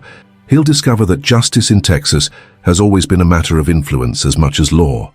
And Piper will serve her time, knowing her daughter is cared for. A more merciful outcome than she deserves, perhaps. But Eileen would have wanted that kindness for the child's sake. What neither Lawrence nor anyone else realized was that Eileen's master plan extended even further than they had imagined. In her safe deposit box, accessed only after specific triggers in her will, lay a final letter, one addressed not to her father or the authorities, but to Marlowe himself, timed for delivery exactly 1 year after his incarceration began. As his plan for justice beyond justice unfolded, Lawrence gazed across the Austin skyline, the setting sun casting long shadows across the city where his daughter had lived and died. The trial had provided legal closure, but his personal reckoning with Eileen's loss had only begun. In her final letter, found among her effects, she had written words that now guided his every action. Justice without mercy is merely vengeance, Dad, but mercy without justice dishonors the truth. Find the balance I never could. In the sterile visitation room at the Huntsville Penitentiary, Marlowe sat across from Raymond Goldstein, now functioning solely as his appellate counsel. Gone was the bespoke suit, replaced by prison whites. His once perfect hair had been shorn to regulation length, his manicured hands now calloused from mandatory labor. The appeal isn't going well, Goldstein admitted, sorting through motion responses. Judge Herrera denied our request for a new trial based on Richter's testimony. The Fifth Circuit declined expedited review. Hampton, Marlowe muttered, the name emerging as both explanation and curse. His reach is longer than I anticipated. There's more, Goldstein continued reluctantly. Your remaining assets, the ones you thought were secure, they've been frozen pending civil litigation. Lawrence Hampton has filed wrongful death suits against both you and Piper. Marlowe's careful composure finally shattered. He can't. Double jeopardy doesn't apply to civil proceedings. O.J. Simpson learned that lesson. As the full magnitude of his situation crystallized, Marlowe realized that his downfall had been orchestrated with a strategic brilliance that surpassed even his most careful planning. Not only had he lost his freedom, but his hidden wealth, his future prospects, and any hope of rebuilding a life after release. Lawrence Hampton had ensured that justice would extend far beyond the courtroom verdict. a comprehensive destruction executed with the same meticulous attention to detail that Marlowe had once applied to planning Eileen's accident. The perfect symmetry was not lost on him. For the first time since his arrest, Marlowe Thorne lowered his head and wept. The August heat pressed down on Austin like a weighted blanket, the temperature climbing past 100 degrees for the 14th consecutive day. In his corner office atop the Hampton Pharmaceuticals building, Lawrence Hampton gazed out over the shimmering cityscape, the climate control keeping him comfortably isolated from the punishing reality outside. 6 months had passed since Marlowe Thorne's conviction. The media frenzy had gradually subsided, the satellite trucks and breathless reporters moving on to fresher tragedies. What remained was the methodical implementation of justice, not as delivered by the courts, but as orchestrated by a father who had lost his only child. "The final paperwork for the Maisie Voss Trust has been prepared," Caroline Winters said, placing a leather portfolio on his desk. "The structure is exactly as you specified." Lawrence turned from the window, his silver hair catching the afternoon light. At 66, grief had aged him in subtle ways, deeper lines around his eyes, a slight stoop to his shoulders that hadn't been there before Eileen's death. Yet his mind remained razor-sharp, his purpose unwavering. "And the conditions?" he asked, opening the portfolio. "All in place. The trust provides for Maisie's complete education, private school through college and graduate school if she chooses, medical expenses, housing allowance during her studies, even a modest car when she turns 16. Caroline hesitated. "But as you requested, the principal remains inaccessible until her 30th birthday, with one exception. If she works for the foundation for a minimum of 5 years, Lawrence finished, scanning the document with practiced efficiency. The Eileen Hampton Foundation had been established 3 months earlier, dedicated to 2 missions: research into Hampton's disease and support for families affected by its devastating progression. A third, unwritten purpose existed as well, ensuring that Eileen's legacy would touch the life of the child who, through no fault of her own, had become entangled in her story. "Is Andrew Richter aware of these terms?" Lawrence asked. "He knows the trust exists and provides for Maisie's education. The specific condition regarding the foundation hasn't been disclosed to him or Celeste Voss." Lawrence nodded, signing the documents with a heavy platinum pen that had been a gift from Eileen on his 60th birthday. "Let's keep it that way. When Maisie's old enough to understand, I'll explain it to her myself." The irony wasn't lost on him, establishing a connection with the child of the woman who had conspired in his daughter's death. But Lawrence had come to view Maisie as innocent collateral damage, a life derailed before it had properly begun. Perhaps more significantly, she represented the only living link to Eileen's story that might extend into the future. Across town, in the visiting area of the Gatesville Women's Correctional Facility, Piper Voss sat across from her sister Celeste, who bounced 8-month-old Maisie on her knee. The baby had grown dramatically since birth, her dark hair forming wispy curls, her eyes, still the enigmatic blue-gray common to many infants, showing hints of their eventual color.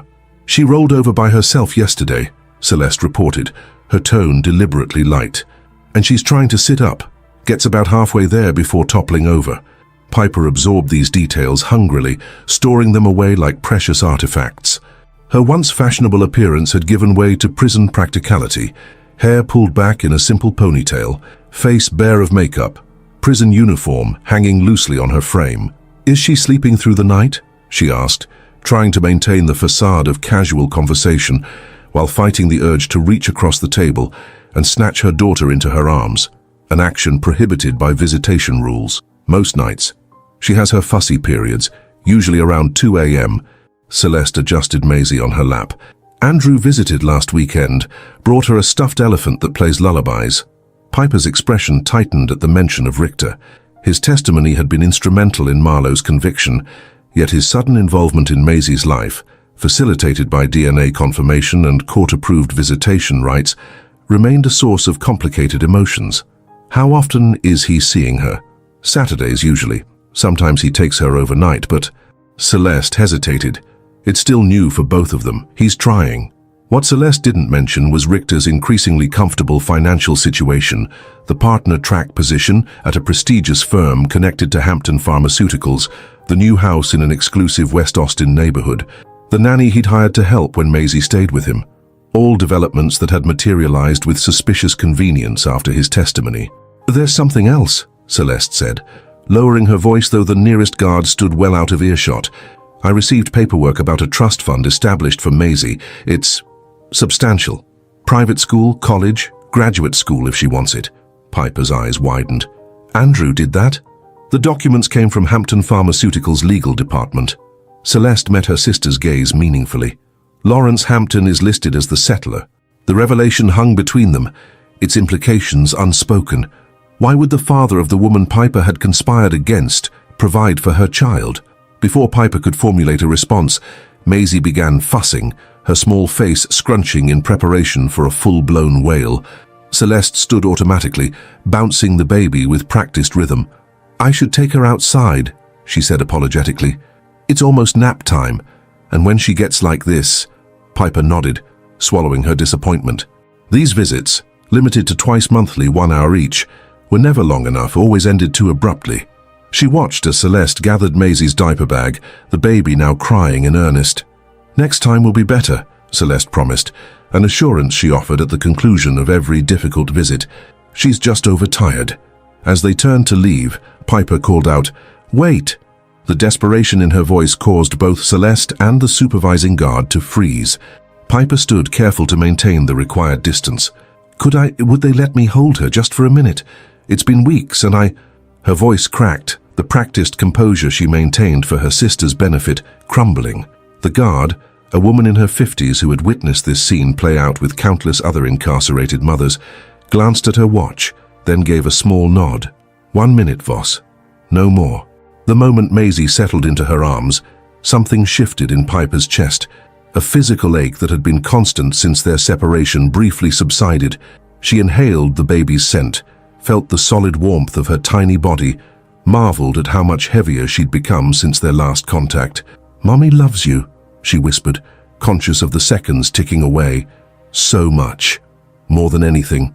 Maisie's cries softened as she registered the familiar voice, her tiny fingers grasping Piper's collar. For an infinitesimal moment, mother and daughter existed in perfect communion, the prison walls and circumstances of their separation temporarily suspended. Then the guard's voice. "Time's up." As Celeste reclaimed the baby, Piper felt the severance physically, an amputation repeated at every visit, no less painful for its familiarity.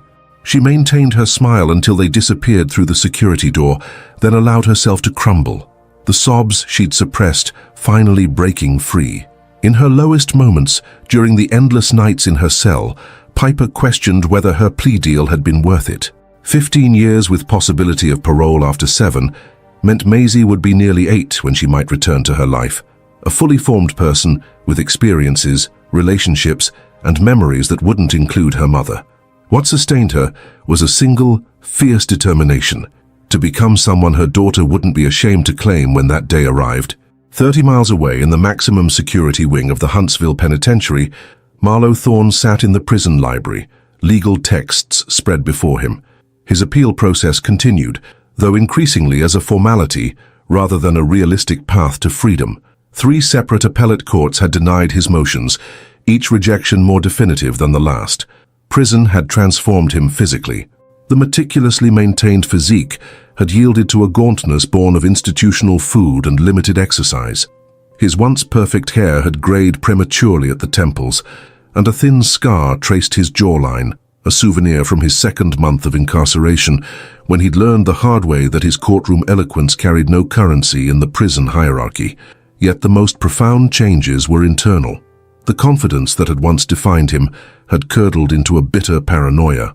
He saw Lawrence Hampton's influence everywhere, in the judges who denied his appeals, the guards who accidentally lost his mail, the mysterious delays in his commissary orders. His latest obsession was Eileen's revised will, a document that had emerged during the civil proceedings initiated by Lawrence.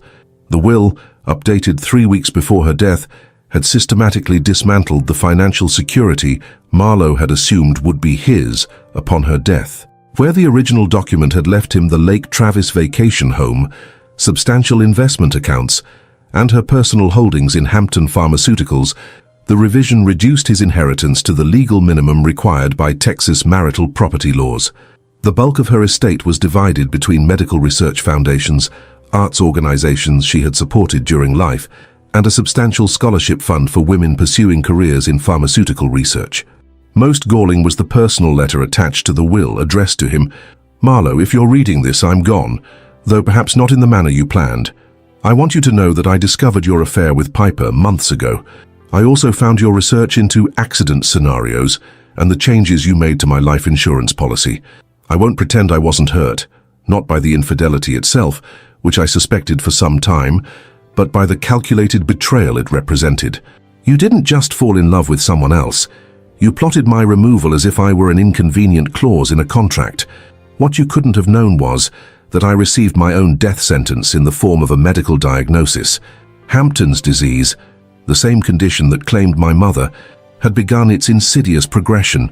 In a cruel irony, your timeline and mine coincided. I've revised my will to ensure that my death, whenever and however it occurs, serves purposes I value. You'll receive enough to live comfortably but not luxuriously, approximately what you would have earned as a mid-level associate at a respectable firm, which is what you were before our marriage. I don't hate you, Marlowe. I simply see you clearly now. A man who mistook ambition for character and calculation for intelligence. Perhaps in my absence, you'll discover something genuine within yourself worth developing. Eileen." The letter had arrived exactly 1 year into his sentence, delivered by the prison chaplain with no explanation of its delayed appearance. Marlowe had read it 7 times in succession, each reading revealing new layers of his ex-wife's perspicacity and his own transparent machinations. Now, as he mechanically turned pages of legal precedent he knew would offer no salvation, the truth he had avoided for 18 months finally crystallized. There would be no early release, no successful appeal, no redemption arc. His life as Marlowe Thorne, rising star of the Austin legal community, was irrevocably over.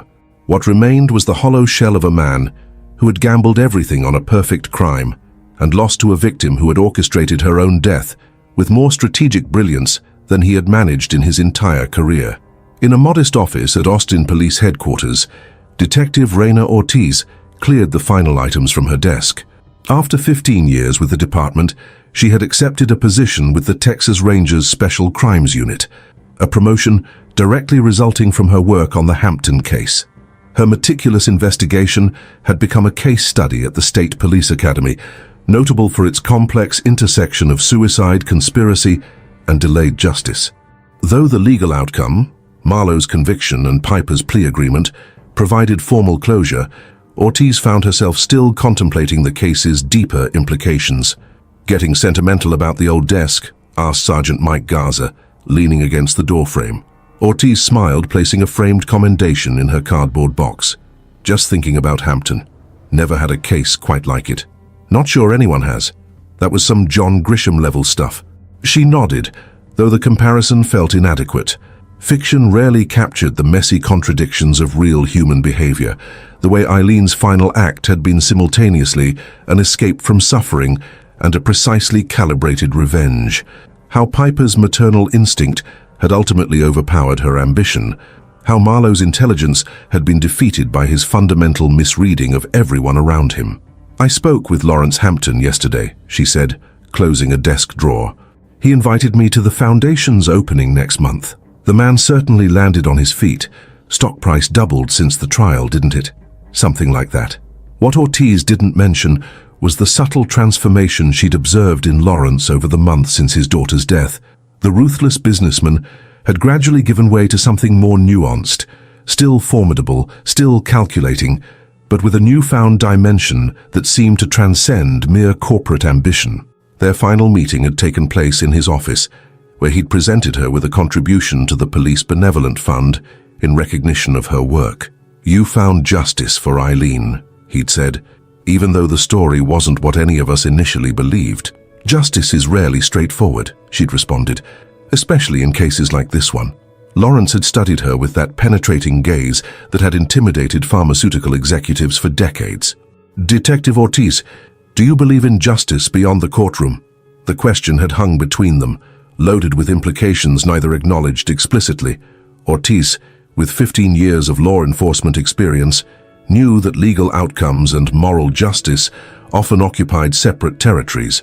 She also suspected Lawrence Hampton operated in the considerable grey area between them. "I believe everyone finds their own version of justice eventually," she had answered carefully. His slight nod suggested this was precisely the response he'd anticipated. Now packing the last of her belongings, Ortiz reflected on that conversation and its unspoken subtext. Her investigation had officially concluded with Marlowe's conviction, but Lawrence Hampton's pursuit of justice continued along paths invisible to the public eye. At Hampton Pharmaceuticals, that pursuit had manifested in a comprehensive reorganization.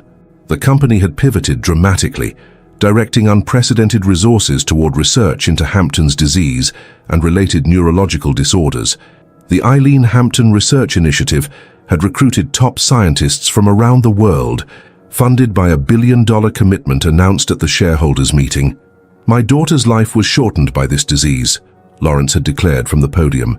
"I cannot reclaim those lost years, but I can ensure that other families don't face the same loss." Unmentioned in this public narrative was his private knowledge that Eileen had chosen death over the disease's progression, a truth he kept secluded in his heart, sharing it only with Caroline Winters during rare, unguarded moments. The Foundation's headquarters occupied the top 3 floors of a new building adjacent to the main Hampton campus. Its modern glass exterior reflected the Texas sky, while the interior featured a 2-story atrium dominated by a portrait of Eileen, not the formal corporate image used in press releases, but a candid photograph taken during a family vacation in Maine, her expression conveying genuine joy as she stood on a rocky shore, hair tousled by Atlantic winds. Beneath the portrait, a simple plaque bore her favorite quote from Marie Curie: "Nothing in life is to be feared, it is only to be understood.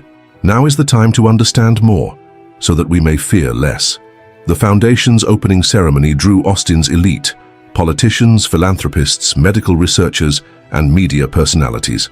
Lawrence delivered a brief, powerful address that carefully navigated the public narrative of Eileen's tragic accident, while emphasizing her commitment to medical research and education. What few attendees realized was that the Foundation represented merely one facet of Lawrence's comprehensive response to his daughter's death. The public veneer of philanthropy and medical progress obscured a parallel agenda executed with the same strategic precision that had built his business empire. That agenda included the systematic dismantling of everything Marlowe Thorne had valued. Beyond the criminal conviction and civil judgments, Lawrence had methodically erased Marlowe's professional legacy. The law firm Marlowe had founded was acquired by a Hampton subsidiary, renamed, and eventually absorbed into a larger practice. The legal treatise he had co-authored was quietly withdrawn from publication. His alma mater returned his donations and removed his name from the moot court competition he had endowed. Most devastating was the social excommunication engineered with subtle efficiency. Hampton's extensive influence ensured that upon Marlowe's eventual release, decades in the future, he would find no welcome in any community where he had once belonged. No law firm would risk association with him. No social circle would acknowledge him. No financial institution would service his accounts beyond the bare minimum required by law. It was a comprehensive erasure, not of Marlowe's existence, but of everything that had given that existence meaning and status. Toward Piper, Lawrence's approach proved more complex. Her betrayal of Eileen had been equally deliberate, yet she was also Maisie's mother, a connection that complicated his response. The trust fund established for Maisie represented a gesture not of forgiveness, but of recognition that the child deserved opportunities unburdened by her parents' crimes. The conditions attached to the trust, specifically the requirement that Maisie work for the Foundation to access the principal, served dual purposes. It ensured she would understand Eileen's legacy and the disease that had shaped her final choices. More subtly, it created a framework for Lawrence to eventually know his granddaughter, though he never used that term explicitly, even in private. As summer gave way to fall, Lawrence settled into a routine that balanced his corporate responsibilities with increasing involvement in the Foundation. 3 days each week, he worked from an office adjacent to the research facilities, making himself available to the scientists and physicians developing experimental treatments for Hampton's disease. During one such afternoon, Caroline entered with a manila envelope bearing the seal of the Texas Department of Criminal Justice. "It's from Huntsville," she said simply, placing it on his desk. Lawrence recognized the handwriting immediately, the precise, controlled script he had last seen on Christmas cards and birthday greetings addressed to Eileen. Marlowe's penmanship, like everything about him, projected careful competence. He opened the envelope methodically, withdrawn its contents without expression. The letter was brief, written on standard prison stationery. Mr. Hampton, I received Eileen's letter on the anniversary of my incarceration. I assume the timing of its delivery was your doing, another demonstration of your comprehensive control over the consequences I now face. I won't insult your intelligence with protestations of innocence or remorse. We both know the truth of what I intended, regardless of how events ultimately unfolded. I write instead with a simple request. The investigators who examined my case have determined that Andrew Richter perjured himself during his testimony. The conversations he claimed to have overheard could not have occurred as he described, given documented evidence of my whereabouts on the dates in question. I do not seek exoneration based on this information. What I seek is understanding. Richter's sudden appearance as a witness, his specific and detailed testimony, the convenient timing all suggest orchestration beyond the capabilities of the district attorney's office. Did you arrange his testimony? Did you ensure my conviction regardless of the technical constraints of evidence and procedure? I ask not to develop grounds for appeal, but simply to know the full dimensions of my defeat. Marlowe Thorne Lawrence read the letter twice, then placed it carefully in his desk drawer rather than responding immediately. Marlowe's assessment was accurate. Richter's testimony had indeed been carefully cultivated, the recordings engineered to provide a template for his statements without themselves being admissible. It was the one element of the case that departed from strict legal procedure, though the underlying truth it conveyed remained accurate. Later that evening, in his penthouse overlooking Ladybird Lake, Lawrence composed his response on personal stationery. Thorne, your assessment is correct in its essentials, though incomplete in its scope. Mr. Richter's testimony was shaped to ensure admissibility of information that might otherwise have remained outside the court's consideration. The content of that testimony, however, was fundamentally truthful. You did plan Eileen's death in the manner he described, if not precisely at the times he specified. Justice operates on multiple levels. The legal system provides one framework, with its rules of evidence and procedural constraints. But there are older forms of justice that recognize no such limitations. The justice of consequence, of accounting, of balance, restored. You gambled with my daughter's life in pursuit of wealth you hadn't earned. That gamble has resulted in the complete dismantling of everything you valued: your freedom, your reputation, your professional legacy, and your future prospects. This is not vengeance, but symmetry. Eileen chose her death to avoid the suffering that claimed her mother. In doing so, she demonstrated more courage and clarity than you managed in your entire calculated existence. Her final act of agency denied you the future you had planned while ensuring you would face judgment for your intentions. I merely ensured that judgment would be comprehensive rather than merely procedural. Lawrence Hampton. He signed the letter with the same pen Eileen had given him, sealed it personally rather than delegating the task to Caroline, and arranged for its delivery through channels that would ensure it reached Marlowe directly rather than being intercepted by prison administrators, sympathetic to Hampton's influence.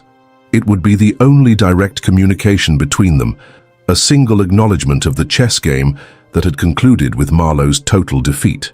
3 days later, Lawrence visited the Foundation's research wing, where Dr. Sarah Winters, the physician who had diagnosed Eileen's condition, now led a team developing a revolutionary approach to treating Hampton's disease. The experimental protocol, which combined gene therapy with targeted neurological interventions, showed promising results in preliminary trials. "We're making real progress," Dr. Winters reported as they toured the laboratory. "The genetic markers you and Eileen share have helped us identify potential intervention points before symptoms manifest." Lawrence paused, processing this information. "My markers?" "Yes. The familial pattern is clear. You're a carrier. Though your particular genetic makeup has prevented symptom development, Eileen inherited a more active expression of the gene.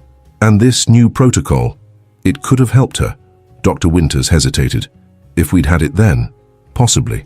The disease might still have progressed, but much more slowly. She might have had years, even decades of normal function." The revelation settled over Lawrence like a physical weight. Eileen had chosen death over a deterioration she believed inevitable, unaware that research already underway might have altered her prognosis significantly. That night, alone in his penthouse, Lawrence experienced the first cracks in the veneer of control he'd maintained since her death. The grief he'd channeled into systematic justice suddenly overwhelmed the carefully constructed frameworks of revenge and legacy building. For the first time, he wept openly, not just for Eileen's death, but for the possibility that it might have been postponed, perhaps even prevented, had circumstances aligned differently. In this moment of vulnerability, Lawrence confronted the uncomfortable possibility that his crusade against Marlowe and Piper, while justified by their intentions, had become a substitute for processing his loss. The foundation, the trust for Maisie, the systematic dismantling of Marlowe's existence, all served both justice and his need to impose meaning on a tragedy that ultimately defied rational response. As dawn broke over Austin, Lawrence made a decision. The machinery of consequence he had set in motion for Marlowe would continue unaltered. A fate earned through calculated betrayal, but his approach to Piper and, by extension, to Maisie would evolve to incorporate something beyond mere justice. Later that week, he instructed his attorneys to modify the terms of Maisie's trust.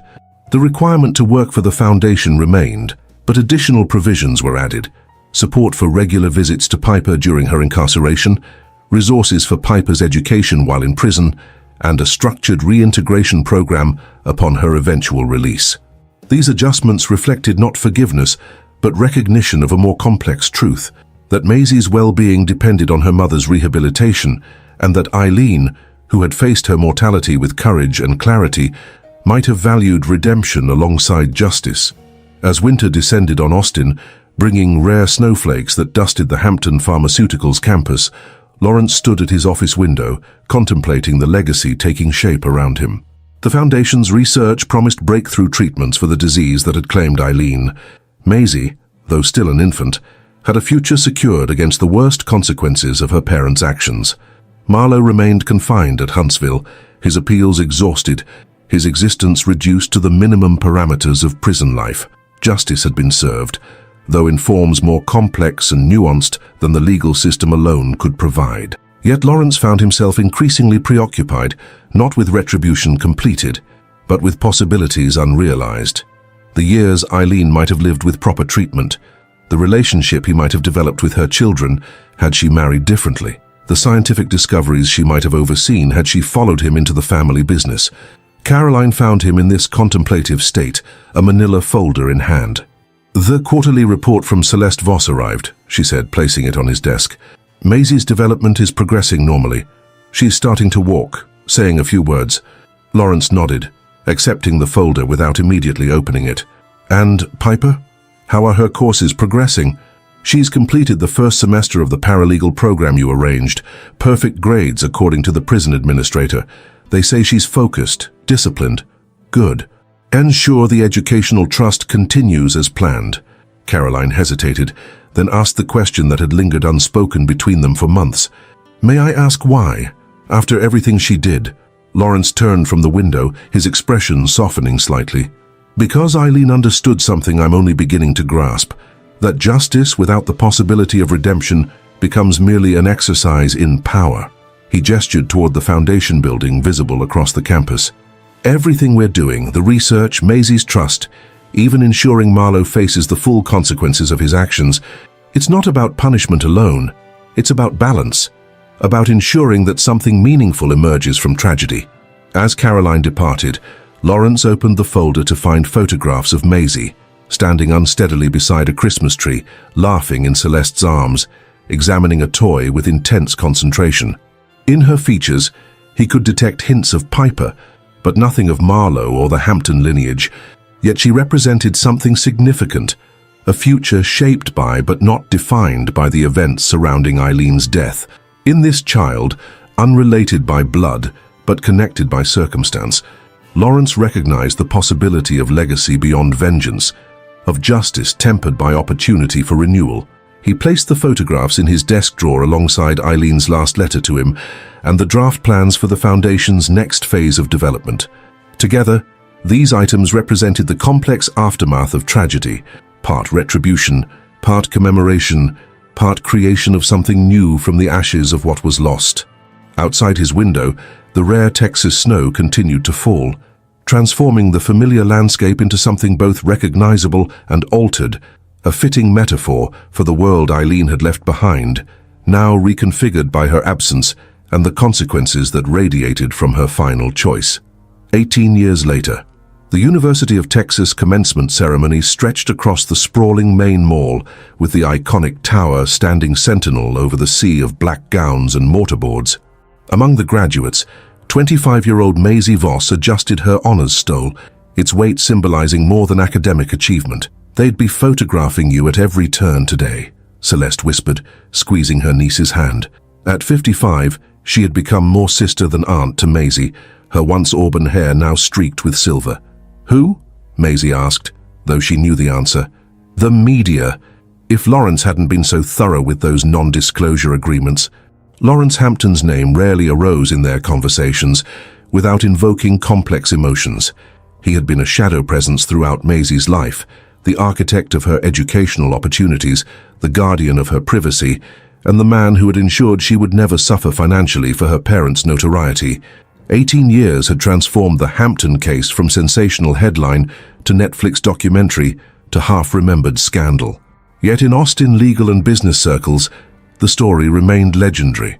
The pharmaceutical heiress who orchestrated her own death, the ambitious attorney who plotted to kill her, and the pregnant mistress caught between them. For Maisie, it had been the unwanted backdrop to her existence, a narrative she had spent years trying to outrun through academic excellence and carefully cultivated anonymity. With her doctoral dissertation in pharmaceutical biochemistry nearly complete, she stood on the precipice of a future defined by her own choices rather than her parents' infamy.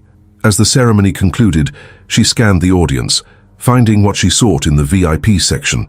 Lawrence Hampton, now 84, his once imposing frame diminished by age, but his gaze still penetrating beneath silver brows. Beside him sat Caroline Winters, who had transitioned from executive assistant to Hampton Pharmaceuticals CEO over the decades, executing Lawrence's vision as his health gradually declined. Their presence represented the culmination of a careful relationship that had evolved over years of precisely calibrated interactions. Lawrence had never attempted to replace Maisie's parents or claim familial connection, instead positioning himself as a mentor and benefactor interested in her development. Only at 17, when Maisie had accessed the complete terms of her trust, did she fully comprehend the intricate web Lawrence had woven around her life. The trust's most significant provision, requiring 5 years' service at the Eileen Hampton Foundation to access the principal, had initially felt like an imposition. Now, with her doctorate nearly complete, she recognized it as an opportunity carefully disguised as an obligation. After the ceremony, Lawrence approached her at the reception, leaning heavily on a cane of polished walnut. "Congratulations, Dr. Voss," he said, his voice thinner than in his prime, but still commanding. "Your research proposal for the foundation is exceptional." "Thank you." Maisie accepted his brief formal embrace, the most demonstrative gesture he typically allowed himself. "Though I haven't technically earned the title until I defend my dissertation next month."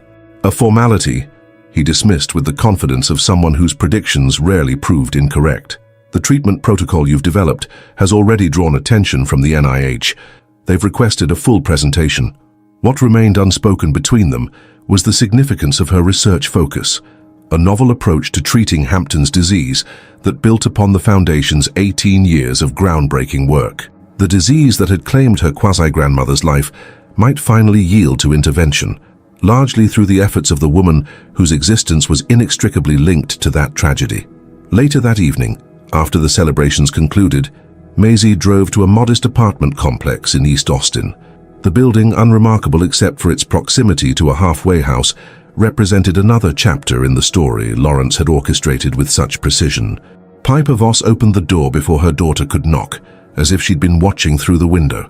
At 54, her once vibrant beauty had weathered into something more austere, her auburn hair now streaked with grey, her green eyes carrying the unmistakable shadows of institutional life. "I watched the live stream," she said, embracing Maisie with the careful deference of someone still uncertain of her welcome. "You looked so beautiful up there." Inside the apartment, paid for through a subsidiary of the Hampton Foundation as part of Piper's reintegration program. Photographs of Maisie's childhood decorated the walls. School portraits, dance recitals, science fair ribbons, moments Piper had experienced secondhand through monthly prison visits and Celeste's meticulous documentation. 7 years had passed since her release, the full 15-year sentence reduced through good behavior and educational credits. Their relationship had evolved from the awkward, supervised interactions of Maisie's childhood to something resembling normalcy, though shadows of the past lingered in unspoken thoughts and careful conversational detours.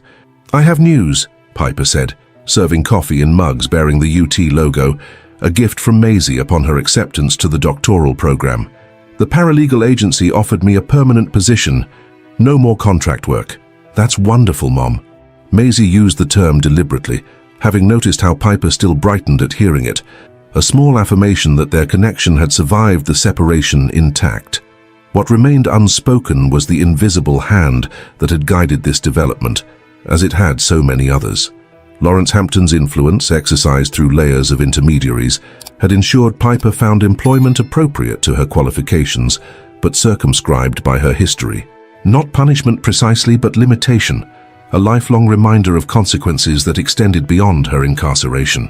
"Have you heard anything about—" Piper let the question trail off, as she did whenever the subject of Marlowe arose. "No," Maisie answered simply. Marlowe Thorne remained at Huntsville, his appeals exhausted, his earliest possible parole still years away. Maisie had never visited him, never written, never acknowledged his existence beyond necessary legal documentation. Her birth certificate listed Andrew Richter as her father, a technicality confirmed by DNA testing during the trial that had fundamentally altered the timeline of the conspiracy.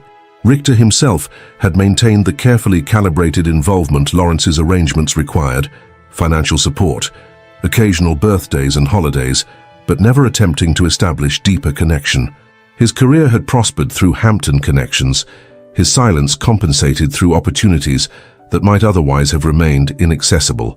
The conversation shifted to safer topics: Maisie's dissertation defense, Piper's new colleagues, Celeste's upcoming retirement.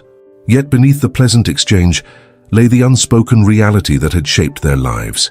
Every aspect of their existence had been carefully orchestrated by Lawrence Hampton, his influence extending far beyond conventional justice into the realm of designed consequence.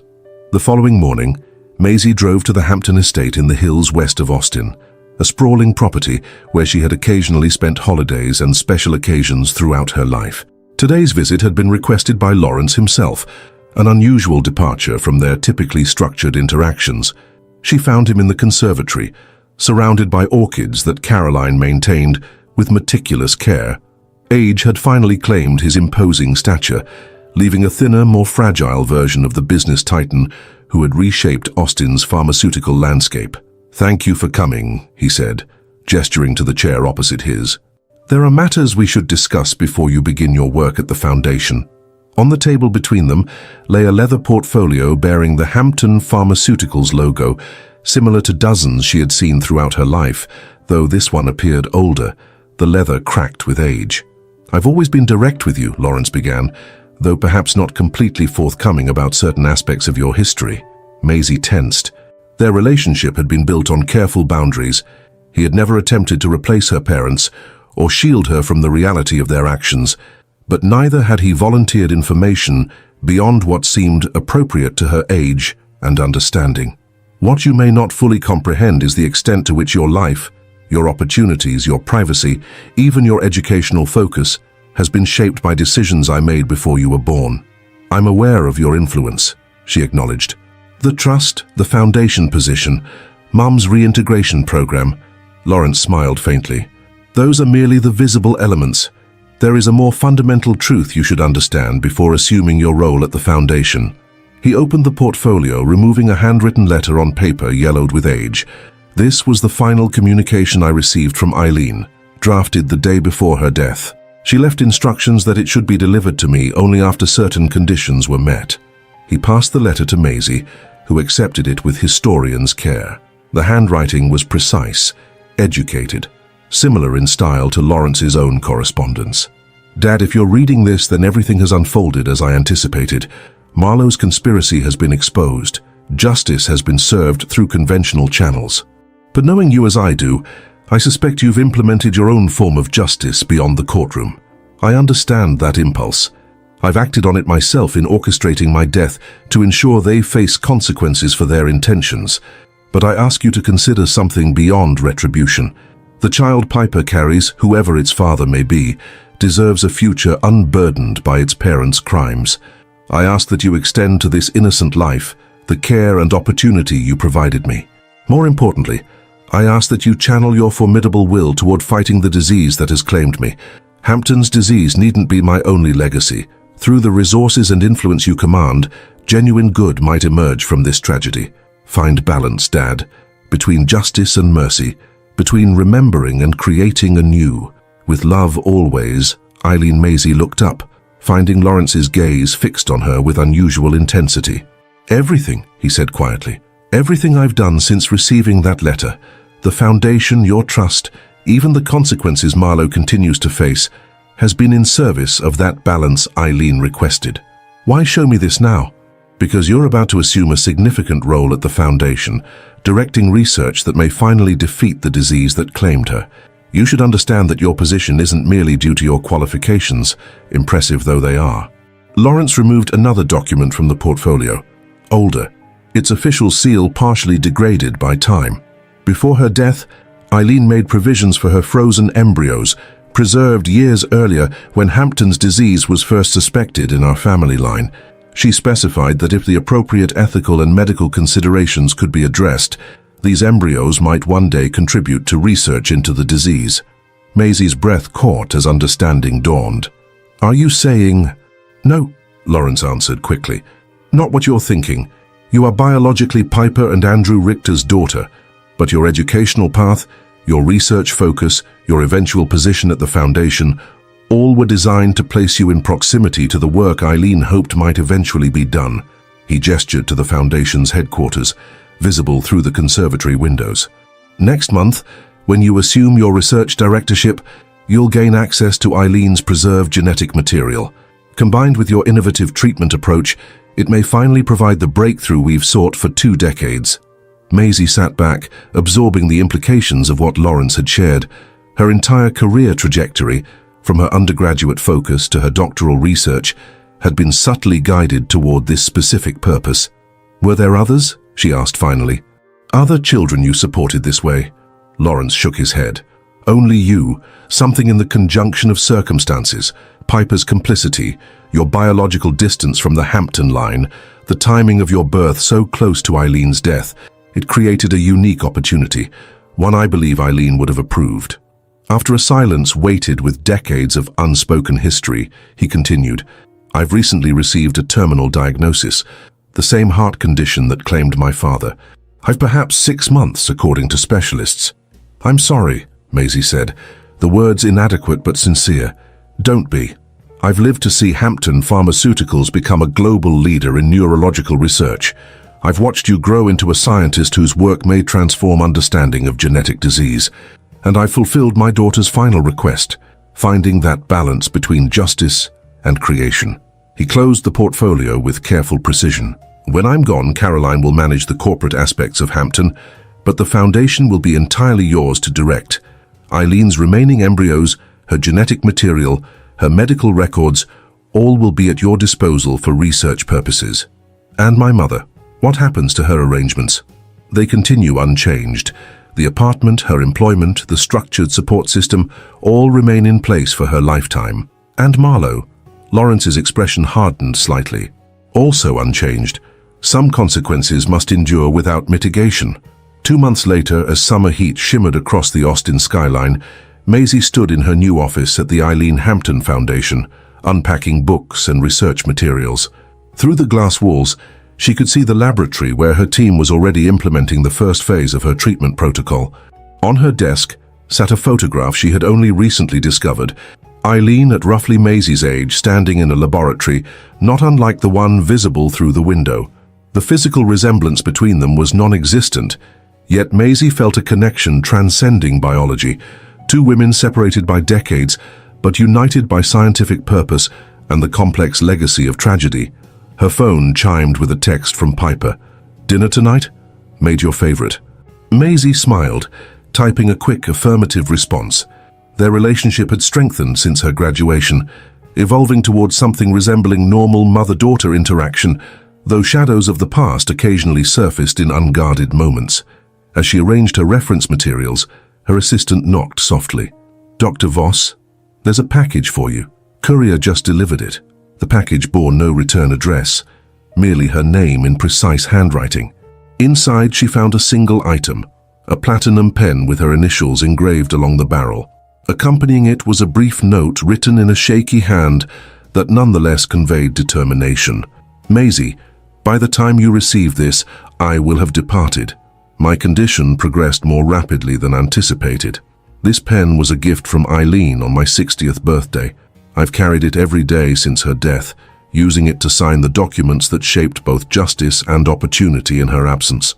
It seems fitting that it should pass to you as you assume leadership of her most meaningful legacy, not the wealth or influence of Hampton Pharmaceuticals, but the foundation that bears her name and carries forward her hope that something valuable might emerge from tragedy. You were never a pawn in my pursuit of justice. Those circumstances placed you at the nexus of consequential events. You were and remain the embodiment of that balance Eileen sought, between remembering what was lost and creating what might yet be. Use this pen to write the next chapter. Make it one of discovery rather than retribution." With respect and confidence, Lawrence Hampton Maisie sat at her desk, turning the pen in her fingers, feeling its weight, both physical and symbolic. Outside her window, the Foundation's research wing pulsed with activity. Scientists and technicians pursuing the breakthrough that had eluded them for 2 decades. On her computer screen, genetic sequences from Eileen's preserved samples aligned with experimental treatment protocols, revealing patterns that might finally unlock Hampton's disease's resistance to intervention. Her own research had already identified promising pathways, approaches that hadn't been possible when Eileen received her diagnosis. The irony wasn't lost on her that her existence, born of betrayal and conspiracy, might ultimately fulfill Eileen's hope that something meaningful would emerge from her death, that the child of the woman who had conspired against her might deliver the breakthrough that would have saved her life. As Maisie clipped Lawrence's pen to the lab coat bearing her name and the Foundation's emblem, she recognized that she stood at the intersection of multiple legacies: Piper's determination, Lawrence's strategic vision, and Eileen's final transformative choice to create opportunity from tragedy. The cycle of betrayal that had begun with Marlowe's ambition and Piper's complicity had, through Lawrence's careful orchestration and the passage of time, transformed into something neither justice nor vengeance could fully describe, a form of redemption that acknowledged the past while refusing to be defined by it. Maisie activated her computer's research interface, Hampton's pen poised above her notebook as she prepared to document the day's observations. The next chapter was indeed hers to write, not merely in the scientific journals that would chronicle her work, but in the ongoing narrative of lives shaped by choices made decades before her birth. Outside her window, Austin continued its relentless growth. The skyline transformed from what Eileen had known. Within the Foundation's walls, the legacy of a woman who had faced death on her own terms continued to evolve through the work of a daughter born from the conspiracy against her. Justice, revenge, redemption, all had found expression in this unlikely convergence of lives and purposes. But as Maisie initiated the day's research protocols, what predominated was simpler and more profound. The possibility that from the darkest human impulses might emerge, eventually, something that healed rather than harmed. And in that possibility lay the most fitting tribute to Eileen Hampton. Not the punishment of those who had betrayed her, but the creation of something neither they nor she could have imagined from the tragedy they had set in motion. If this story touched your heart, and you want to keep following inspiring and moving stories, be sure to check out our upcoming videos, subscribe to our channel, and turn on notifications to stay updated on new content that can brighten your journey and provide valuable insights. Join us and keep exploring stories that truly matter. I'm sure the next video that pops up on your screen will touch you as well, so click on it now and we'll see you there.